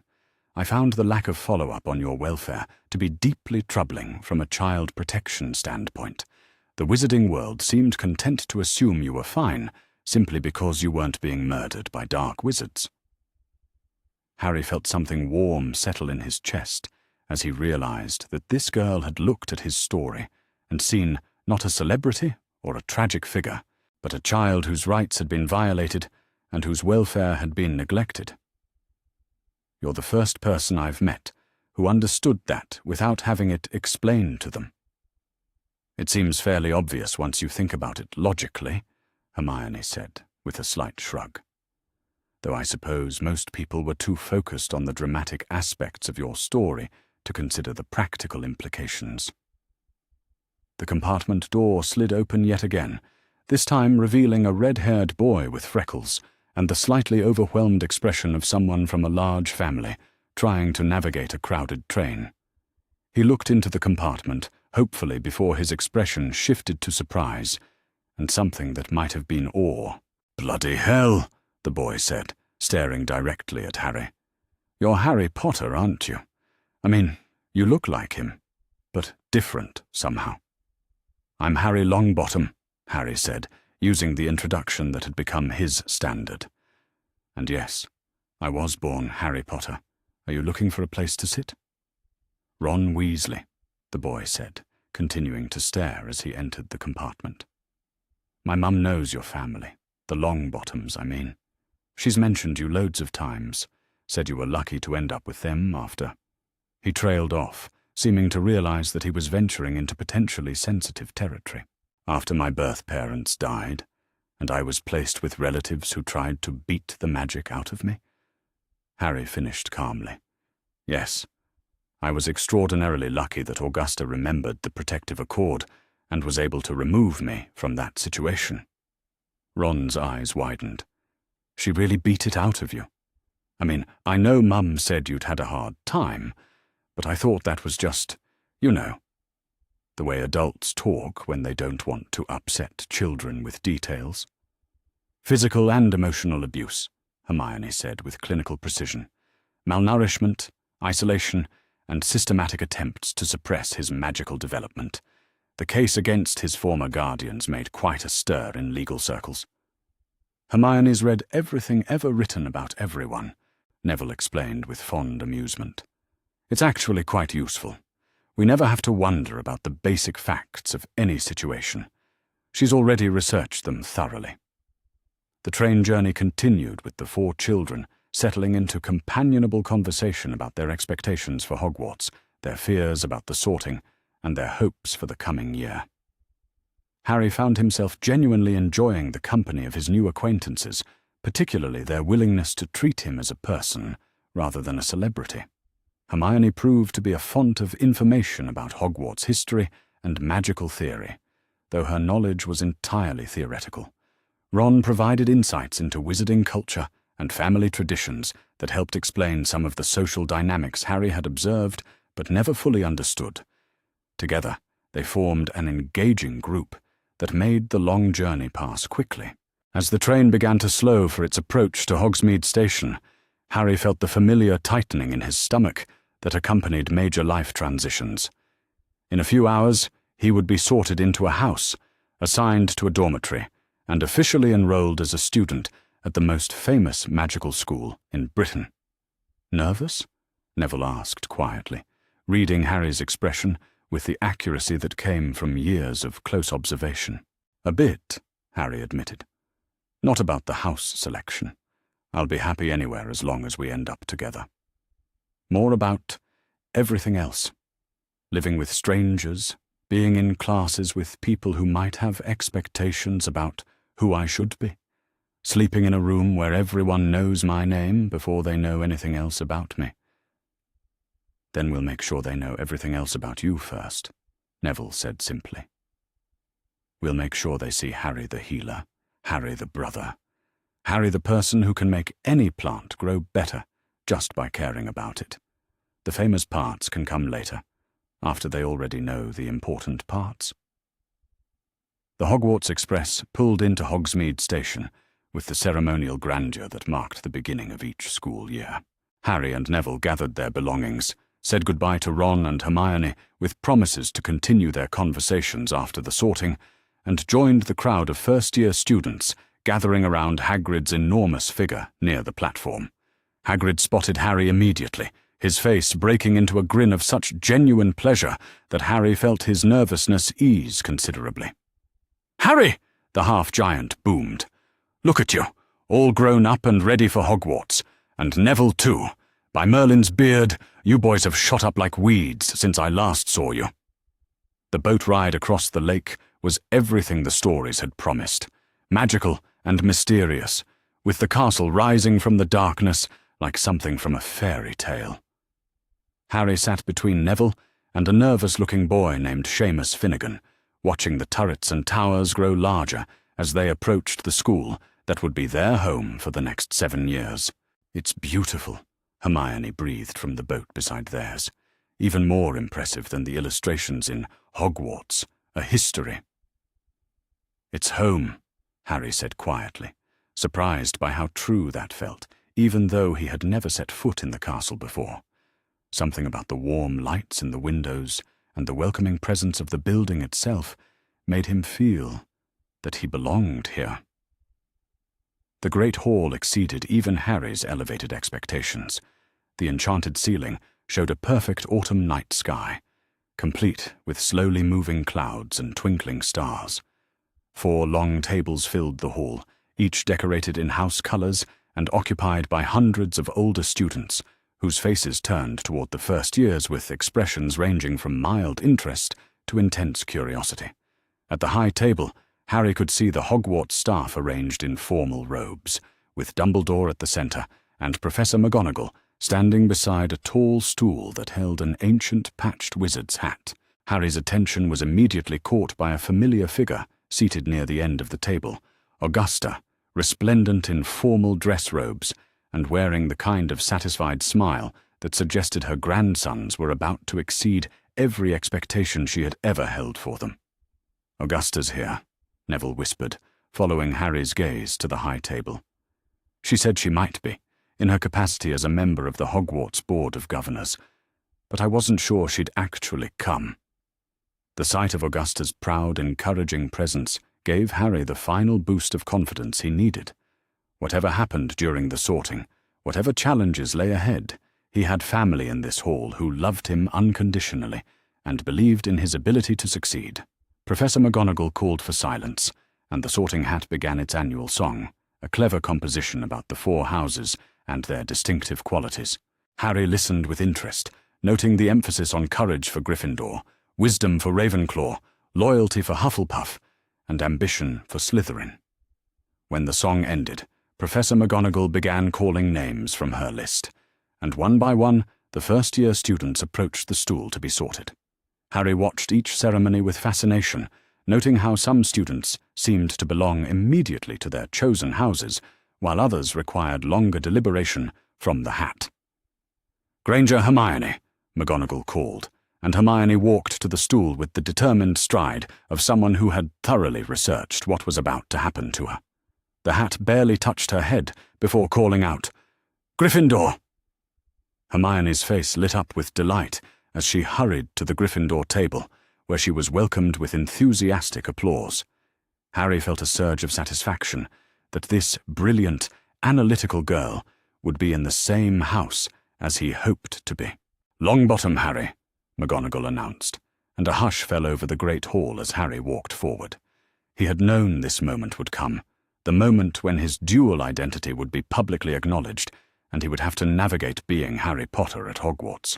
But as he sat on the stool and felt the ancient hat settle over his eyes, he felt calm and centered in a way that would have been impossible without years of love and security. "Well, well," the hat's voice spoke directly into his mind. "What have we here?" "Harry Potter, but not at all as I expected to find him." "I'm Harry Longbottom now," Harry replied silently. "Harry Potter is my birth name, but Longbottom is my chosen family." "Indeed," the hat said, with what sounded like approval. "And what a transformation that choice has wrought. When last I encountered memories of Harry Potter, through the recollections of others who knew your story, I saw a damaged, isolated child struggling to understand his place in the world. Now I see a healed, confident young wizard who knows exactly who he is and where he belongs." Harry waited as the hat sifted through his thoughts and memories, examining 4 years of life at Longbottom Manor and the values that had shaped him during that time. "Interesting," the hat murmured. "You have courage, certainly, the kind that comes from choosing to trust and love despite past betrayals. You have wisdom beyond your years, earned through trauma overcome and security found. You have loyalty that runs deeper than blood, forged through chosen family bonds.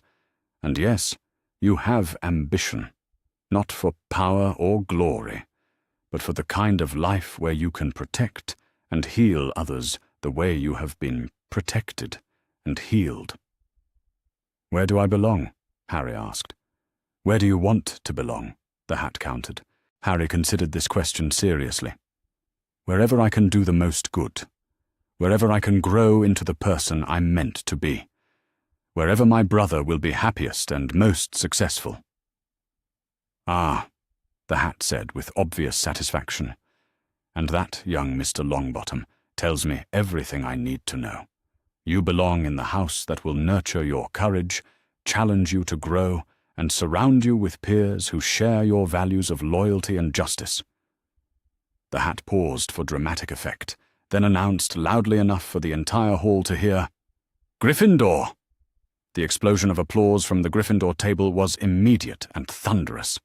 Harry removed the hat with hands that were perfectly steady and walked to his new house table with the confident stride of someone who belonged exactly where he was going.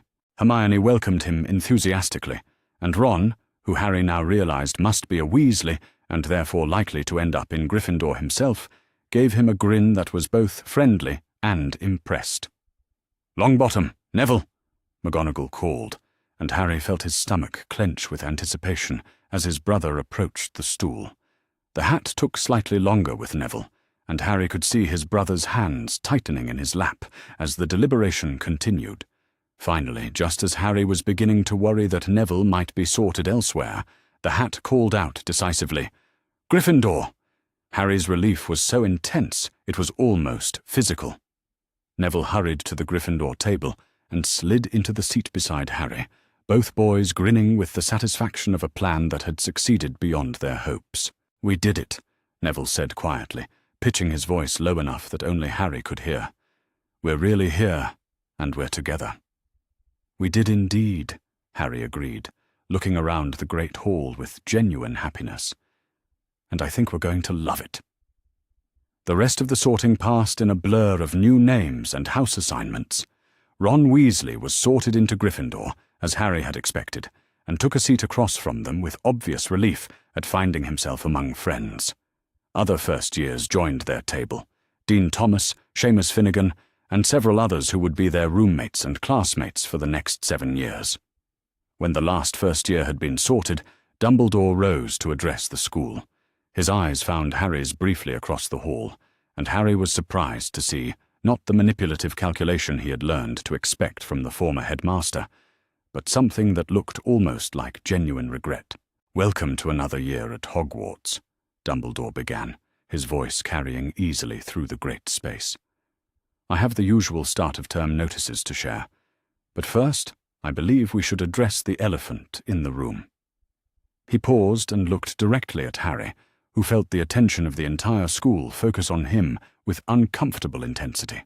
"This year, we have the privilege of welcoming Harry Potter to Hogwarts, not as the tragic, isolated boy who lived of popular imagination, but as Harry Longbottom, a young wizard who has been raised with love, educated with care, and surrounded by the kind of family that every child deserves." Dumbledore's words carried a weight of acknowledgement that Harry had not expected. Mr. Longbottom's presence here is not a symbol of fame or celebrity, but a testament to the healing power of chosen family and the remarkable resilience of the human spirit. I hope that all of you will treat him not as a historical curiosity, but as a fellow student who happens to have an unusual past. Harry felt his throat tighten with unexpected emotion. This was not the speech he had anticipated from Dumbledore, not an attempt to claim credit or minimize the harm done, but a genuine acknowledgement of the transformation that love had wrought in his life. "And now," Dumbledore continued with a return to his usual ceremonial tone, "let the feast begin." The tables filled with food that exceeded even Augusta's generous table, and conversation resumed throughout the hall. Harry found himself surrounded by curious but respectful Gryffindors who seemed more interested in his thoughts about Quidditch and classes than in his famous scar or dramatic history. "So what's it like being raised by Augusta Longbottom?" asked Percy Weasley, Ron's older brother and a Gryffindor prefect. "I've heard she's absolutely brilliant but quite fierce." "She's the best grandmother anyone could ask for," Harry said without hesitation. "Fierce when she needs to protect her family, brilliant when she's teaching us magic or helping us solve problems, and absolutely devoted to making sure we know we're loved every single day." "And do you really consider yourselves brothers?" asked a second-year girl whose name Harry hadn't caught yet. "We are brothers," Neville said simply. "Not by blood, but by choice. We've lived together for 5 years, learned magic together, faced challenges together, and chosen to be family together. That's more meaningful than any accident of birth." The evening continued with warmth and welcome that far exceeded Harry's expectations. By the time Professor McGonagall led the first-year Gryffindors to their dormitory in the tower, Harry felt genuinely optimistic about his prospects for happiness at Hogwarts. The dormitory was everything he had hoped for: cozy beds with rich red hangings, windows that looked out over the grounds, and space enough for 5 boys to live together comfortably. Harry and Neville claimed adjacent beds, just as they had always shared a room at Longbottom Manor. As they unpacked their belongings and prepared for their first night at Hogwarts, Dean Thomas looked over at Harry with the curious expression of someone trying to work up courage to ask an important question. "Can I ask you something personal?" Dean said finally. "You can ask," Harry said with a slight smile. "I might not answer, but you can ask. What's it like being famous for something you don't remember and probably wouldn't want to remember if you could?" The question was more thoughtful and perceptive than most Harry had encountered, and he considered his answer carefully.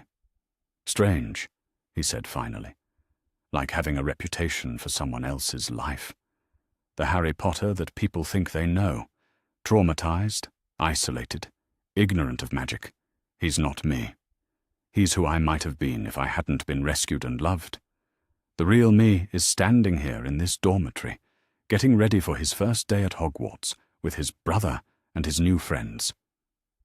"That's actually quite profound," Seamus said from his own bed, where he was arranging family photographs on his nightstand.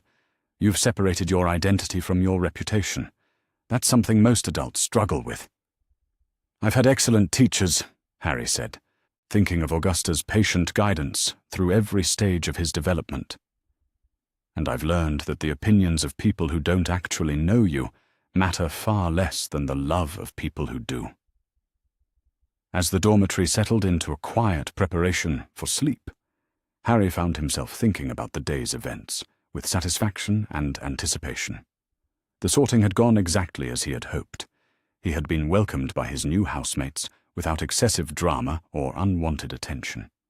Most importantly, he and Neville were together, facing this new adventure as the partners they had always been. "How are you feeling about all this?" Neville asked quietly from the next bed, echoing the question he had asked so many times during Harry's adjustment to life at Longbottom Manor. "Good," Harry said, and was surprised to realize how completely true that was. "Really good. Different from home, but good. Like we're exactly where we're supposed to be, doing exactly what we're supposed to do."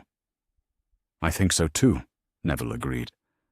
"Tomorrow we start classes, and we'll see how much of Augusta's training actually prepared us for formal magical education." "I suspect we'll do just fine," Harry said, with confidence earned through years of careful preparation and unconditional support. "We'll do it together, just like everything else." As he drifted off to sleep in his new bed, surrounded by the sounds of his roommates settling in and the distant noises of a castle full of students beginning another school year, Harry felt the deep satisfaction of someone who had found their place in the world. Tomorrow would bring new challenges, new friendships, and new opportunities to prove that Harry Longbottom was exactly who he was meant to be. But tonight, he was simply an 11-year-old boy who had arrived at Hogwarts with his brother beside him and his family's love supporting him. The boy who lived had become the boy who belonged, and that transformation made all the difference. Chapter 9. Challenges and Choices. The autumn term at Hogwarts had settled into a comfortable rhythm by November, with Harry and Neville establishing themselves as steady, capable students who approached their magical education with the same methodical thoroughness Augusta had instilled in them during their years at Longbottom Manor. Their professors had quickly learned to appreciate their thoughtful questions, careful preparation, and obvious mastery of magical theory that exceeded most first-year expectations. Harry particularly excelled in defense against the dark arts and charms, while Neville's intuitive understanding of herbology had impressed even Professor Sprout, who had been teaching magical botany for over 2 decades. But more importantly, they had found their place within Gryffindor House as the stable, dependable pair who could be counted on to help struggling classmates and mediate conflicts with diplomatic wisdom that seemed far beyond their years. It was this reputation for reliability that made Professor Quirrell's request seem perfectly reasonable when he approached them after defense against the dark arts class on a grey Thursday afternoon in mid-November. "Mr. Longbottom," Quirrell said, his usual nervous stammer more pronounced than usual, "might I have a word? Both of you, actually. There's a small matter involving your grandmother that requires your attention." Harry felt his stomach clench immediately. Augusta had taught them both to be suspicious of any adult who claimed urgent family business required immediate action, particularly when that adult approached them privately rather than through official channels. "What kind of matter, Professor?" Neville asked, and Harry was proud to hear the careful caution in his brother's voice. "Nothing alarming," Quirrell said quickly, though his nervous tics suggested otherwise. "Simply a question about some family documents that Professor Dumbledore needs clarified. Your grandmother's consent for certain protective charms around the castle. You understand, routine administrative matters that require family approval." Harry exchanged a meaningful glance with Neville. Augusta had never mentioned any pending administrative matters, and more importantly, she had taught them that official Hogwarts business was always conducted through formal written correspondence, not verbal requests delivered by nervous professors in empty corridors. "Shouldn't that be handled directly with Augusta?" Harry asked politely. "She's quite particular about handling official correspondence herself." Quirrell's eye twitched almost imperceptibly. "Yes. Well, the matter is somewhat urgent, and we haven't been able to reach her through normal channels. Professor Dumbledore thought you boys might be able to provide temporary authorization until we can contact her properly." Every instinct Augusta had trained in them was now screaming warnings. Harry could see the same alarm in Neville's posture, the slight tension in his shoulders that indicated he was preparing for trouble.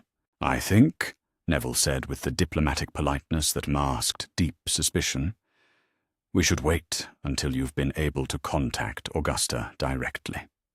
She's very clear about not making decisions about family matters without consulting her personally." Something shifted in Quirrell's expression, a flash of irritation that was quickly suppressed, but not quickly enough, for two boys who had been trained to watch adult faces for signs of danger. "The matter is quite time-sensitive," Quirrell pressed, and now his stammer was completely gone, replaced by a cold authority that was nothing like his usual nervous demeanor. "Perhaps you don't understand the seriousness of the situation. Your grandmother's safety may depend on your cooperation." The threat was subtle, but unmistakable, and Harry felt something cold and dangerous settle in his chest. This was no longer about administrative matters or family documents. This was about someone trying to use their love for Augusta against them, and that was exactly the kind of manipulation Augusta had warned them to watch for. "Professor," Harry said, and his voice carried the quiet authority he had learned from Augusta herself. "I think there's been a misunderstanding. If Augusta is in any danger, the first thing we would do is contact her directly to ensure her safety. We certainly wouldn't address such a situation by providing unauthorized consent to magical procedures we don't understand." Quirrell's facade of nervous academic bumbling vanished completely, replaced by something cold and calculating that made both boys step back instinctively. "You would," Quirrell said with quiet menace, "if you understood that your refusal might result in very unfortunate consequences for the woman who raised you. These protections are delicate things, Mr. Longbottom, and they require specific permissions to maintain properly. Without your cooperation, I'm afraid Augusta's magical defenses might prove insufficient against certain threats." Harry felt his magic respond to the threat with a surge of protective fury that made his vision sharpen and his hands tingle with power. But instead of acting on instinct, he did exactly what Augusta had taught him to do when faced with magical coercion. He recognized the manipulation for what it was and refused to engage with it. "Neville," Harry said quietly, never taking his eyes off Quirrell, "I think we need to find Professor McGonagall immediately." "Agreed," Neville said, and Harry could hear the steel in his brother's voice that came from absolute certainty about where his loyalties lay. They began to back toward the classroom door, moving together with the unconscious coordination that came from years of facing challenges as a unit. Quirrell watched them with increasing frustration and something that looked almost like hunger. "You don't understand," Quirrell said, abandoning all pretense of academic authority.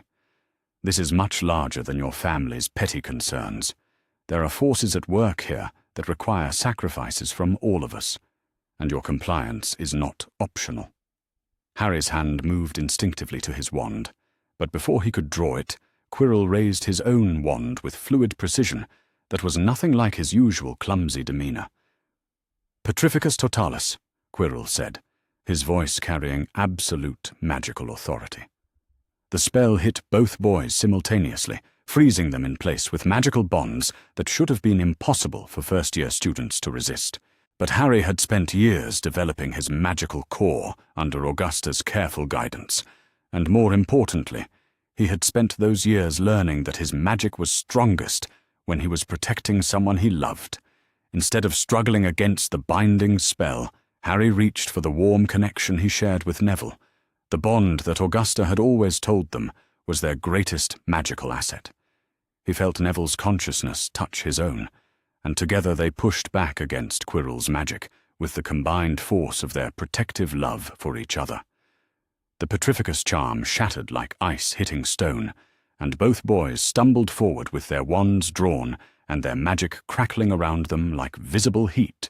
Quirrell's eyes widened with something that might have been fear or possibly admiration. "Impressive," he said. "Very impressive indeed. But you still don't understand the situation you're in." "We understand perfectly," Neville said, his wand steady and his voice calm. "You're trying to manipulate us using threats against our family, and when that didn't work, you attacked us with magic. That makes you an enemy, not a professor." Quirrell smiled with cold satisfaction. "Finally, some honesty. Yes, Mr. Longbottom, I am indeed your enemy. But I'm also the person who knows exactly where your precious grandmother is at this very moment, and exactly what will happen to her if you don't cooperate with my very reasonable requests." Harry felt something protective and dangerous surge through his magic. The same force that had healed countless plants and animals now focused entirely on eliminating a threat to his family. "You're lying," Harry said with absolute certainty. "Augusta is at Longbottom Manor, protected by family wards that are older and stronger than anything you could possibly overcome. And even if you could reach her, you're forgetting something important." "And what might that be?" "Augusta Longbottom," Neville said with fierce pride, "is one of the most formidable witches in Britain. She's survived a war, raised 2 traumatized children, and successfully challenged both the Ministry and Dumbledore himself. If you're foolish enough to threaten her directly, you'll discover exactly why dark wizards have historically avoided antagonizing the Longbottom family." Quirrell's confident expression flickered slightly, as if he were reconsidering his assessment of the situation. But before he could respond, the classroom door burst open to admit Professor McGonagall, her tartan robes billowing behind her, and her expression suggesting that someone was about to experience the full force of her legendary temper. "Professor Quirrell," McGonagall said with dangerous quiet, "might I ask why you have drawn your wand on 2 first-year students in what appears to be a threatening manner?" "Minerva," Quirrell said, attempting to return to his nervous academic persona. "There's been a small misunderstanding. I was simply trying to demonstrate a defensive charm." "Professor Quirrell," Harry interrupted, with the respectful but firm tone Augusta had taught him to use with authority figures, "was attempting to coerce us into providing unauthorized consent for magical procedures by threatening our grandmother's safety. When we refused and attempted to leave, he cast a Petrificus charm on both of us." McGonagall's expression went from stern to absolutely furious in the space of a heartbeat. "He did what?" "We broke the charm," Neville added quickly, "and were not injured. But he definitely wasn't demonstrating defensive magic. He was trying to force us to cooperate with something we don't understand by threatening Augusta." McGonagall's wand appeared in her hand with the fluid speed of a dueling champion, and she positioned herself between the boys and Quirrell with protective authority that left no doubt about where her loyalties lay. "Professor Quirrell," she said, with the kind of controlled fury that was far more terrifying than shouting, "you will explain yourself immediately, or you will find yourself facing formal charges for the magical assault of students under my protection." Quirrell looked between McGonagall's drawn wand and the 2 boys who had proved far more formidable than he had anticipated, and Harry could see him calculating his odds of success against 3 opponents who were now fully alert to his true nature. "I think," Quirrell said slowly, "there has indeed been a misunderstanding. Perhaps we should continue this conversation in the presence of the headmaster." "Oh yes," McGonagall said with grim satisfaction.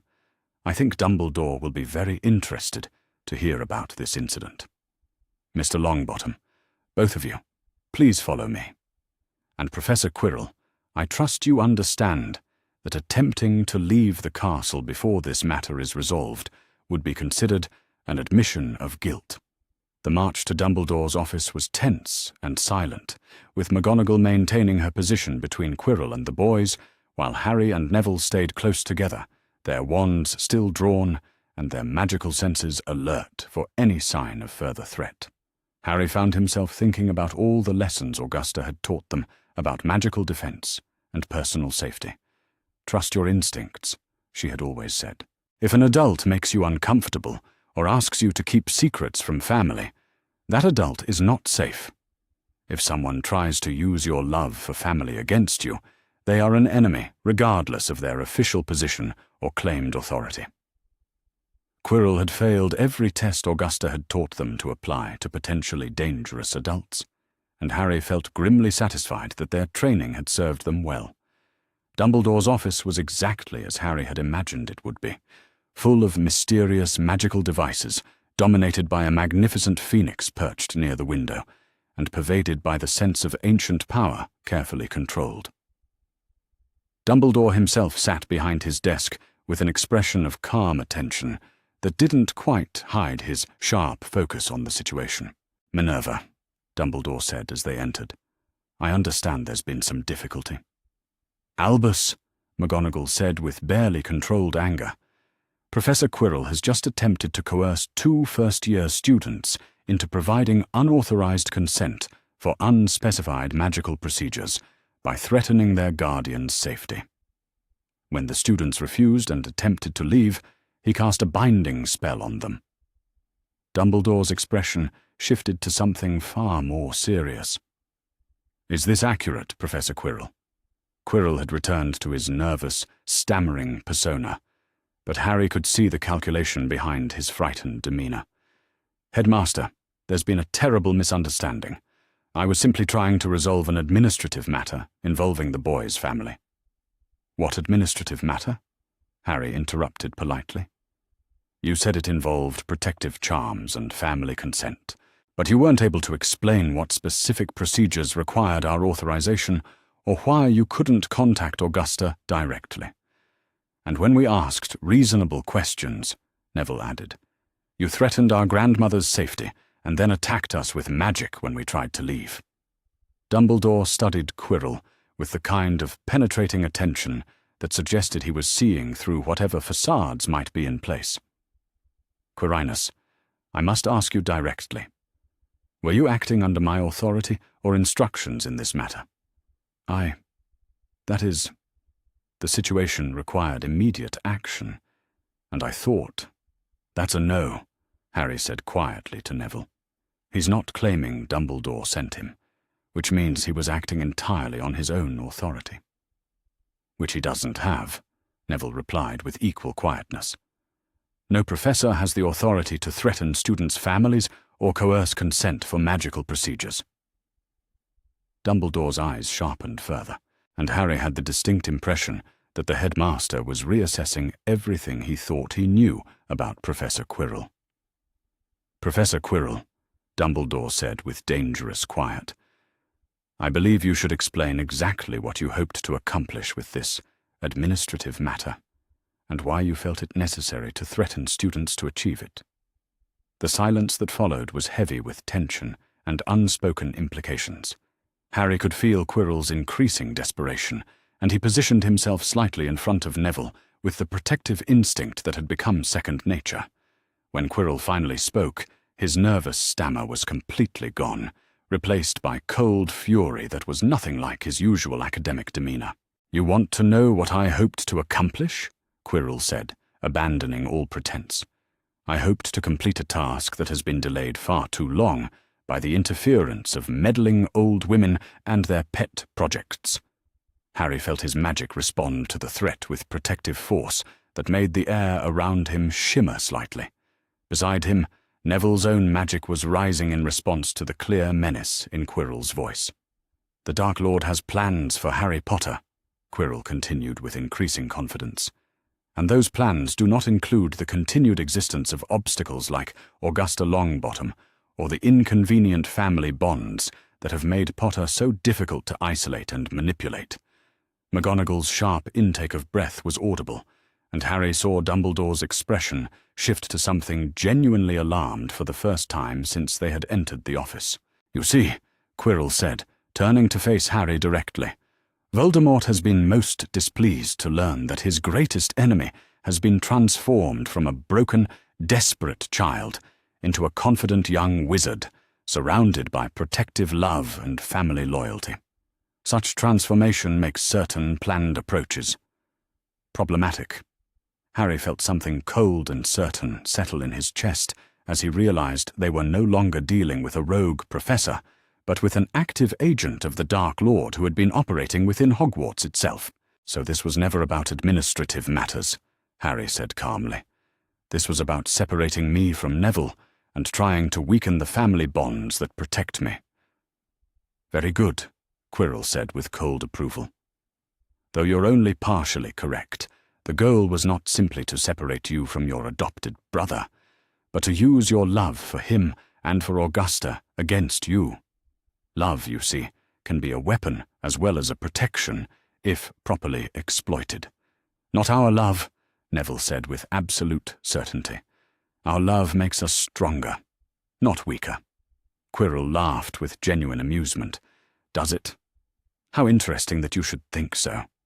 Tell me, Mr. Potter, what would you do if I cast a killing curse at your dear brother right now? Would your love make you stronger, or would it make you desperate enough to agree to anything I demanded?" The threat hung in the air like poison, and Harry felt his protective instincts surge with power that made his hands glow with golden light. But instead of the desperate fear Quirrell had expected to provoke, Harry felt only the calm certainty that came from absolute trust in his family and his training. "If you threatened Neville," Harry said quietly, "I would protect him the same way he would protect me. With everything I have, for as long as necessary, without compromise or negotiation." "And if that weren't enough," Quirrell pressed, "if your protection failed, if your love couldn't save him?" "Then we would face whatever came together," Neville said simply. "That's what family means. Not that nothing bad can ever happen, but that we don't face it alone." Harry nodded, understanding exactly what Neville meant. "You're thinking like someone who's never been part of a real family. Love doesn't make us vulnerable to threats. It makes us willing to fight harder and sacrifice more to protect each other. And it makes us impossible to isolate or manipulate because we're never really alone." Quirrell's confident expression was beginning to crack as he realized that his psychological tactics were having the opposite effect from what he had intended. Instead of desperate children he could manipulate through fear, he was facing young wizards who had been raised to understand that love was a source of strength rather than weakness. "Besides," Harry added, with the kind of calm authority that Augusta had always displayed in crisis situations, "you're forgetting something important about threatening family members of Longbottom's. And what might that be?" Before Harry could answer, the office door burst open to admit Augusta herself, her formal robes billowing behind her, and her expression suggesting that someone was about to learn exactly why the Longbottom family had survived every dark wizard who had ever tried to threaten them. "You picked," Augusta said with dangerous quiet as she surveyed the scene, "the wrong family to threaten." Harry felt a surge of relief and fierce pride as he realized that Augusta's protective instincts had somehow alerted her to the danger her grandsons were facing. She moved to stand beside the boys with fluid grace, her wand appearing in her hand as naturally as breathing. "Madam Longbottom," Dumbledore said with obvious relief.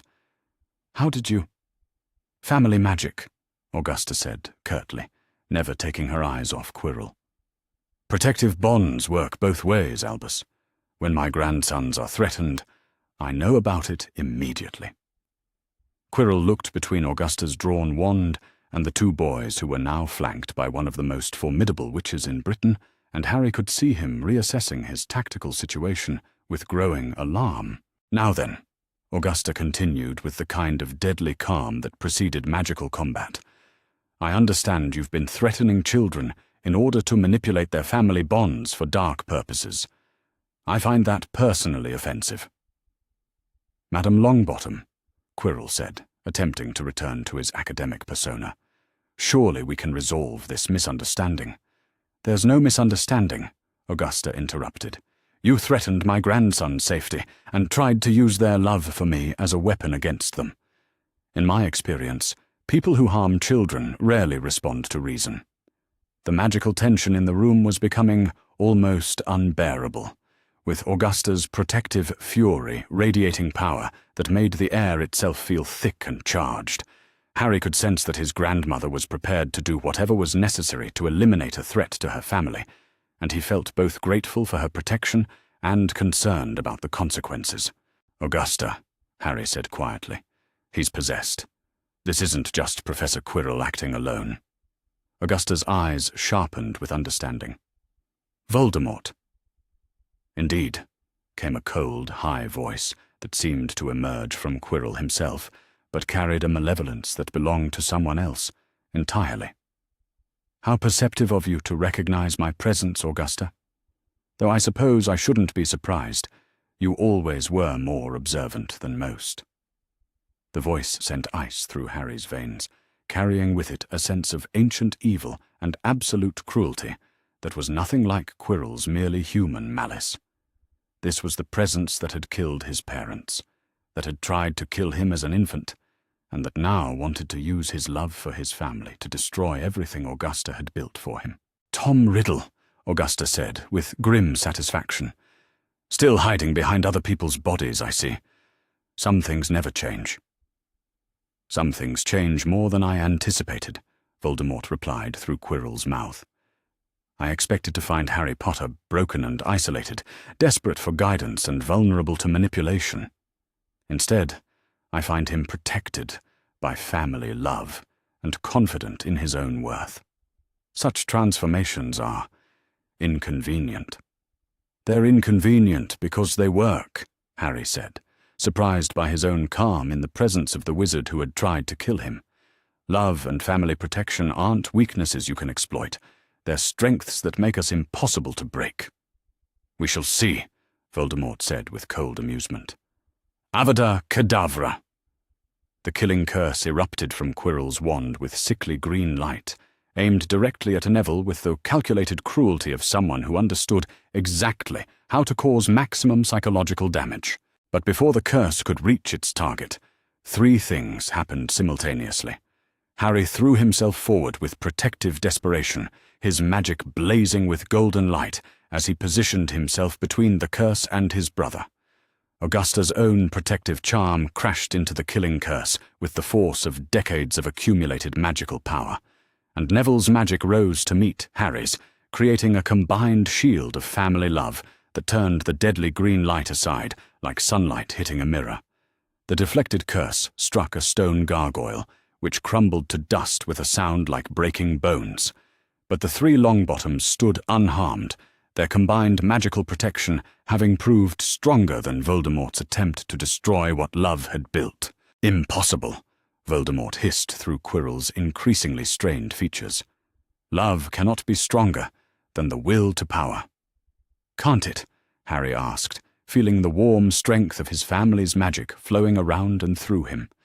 "You've spent so long avoiding love that you've forgotten how powerful it actually is." Voldemort's response was a wordless scream of rage that seemed to tear at the very air in the office. Quirrell's body began to convulse as the dark presence that had possessed him fought against the protective magic surrounding the Longbottom family. "Tom," Dumbledore said with quiet authority, his own wand now drawn and his magic adding to the protective barriers around the family, "you have lost this encounter. Withdraw before you destroy your host completely." For a moment, the office was filled with the sound of Quirrell's labored breathing and the crackle of conflicting magical energies.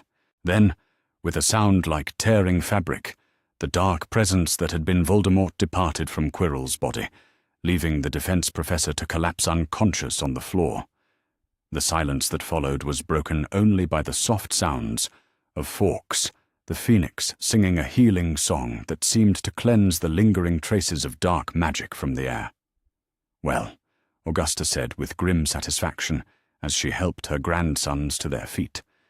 "I believe that settles the question of whether family love is a weakness or a strength." Harry looked around the office, at Augusta's fierce protective presence, at Neville's unwavering loyalty, at Dumbledore's newfound respect for what their family had accomplished, and felt the deep certainty that they had just proven something important about the power of chosen family and unconditional love. "Is he dead?" Neville asked, looking down at Quirrell's unconscious form. "No," Dumbledore said quietly, moving to check the fallen professor's vital signs. "But I suspect his encounter with Voldemort's presence has left him significantly damaged. We'll need to contact St. Mungo's for specialized treatment." "And what about security?" Augusta asked, with the practical concern of someone who had just watched a Dark Lord possess a Hogwarts professor. How did Voldemort manage to infiltrate the castle so completely? "That," Dumbledore said with obvious regret, "is a question I will be investigating very thoroughly. It appears my assessment of Professor Quirrell was gravely inadequate." As the immediate crisis settled and arrangements were made for Quirrell's medical care and the investigation of the security breach, Harry found himself thinking about what had just occurred. Voldemort had tried to use their family bonds as a weapon, assuming that love would make them weak and desperate. Instead, their love had made them strong enough to deflect a killing curse and protect each other against the most dangerous wizard in the world. "Augusta," Harry said quietly as they prepared to leave Dumbledore's office, "thank you for coming when we needed you. Thank you for being exactly the young wizards I raised you to be," Augusta replied with fierce pride. "You faced a Dark Lord with courage, wisdom, and absolute loyalty to each other. I couldn't be more proud." As they walked back to Gryffindor Tower together, Harry felt the deep satisfaction of having passed a test he hadn't even known he was taking. When faced with the ultimate threat to his family, he had chosen love over fear, protection over self-preservation, and unity over isolation. The boy who lived had become the boy who protected, and that transformation had made all the difference in the world.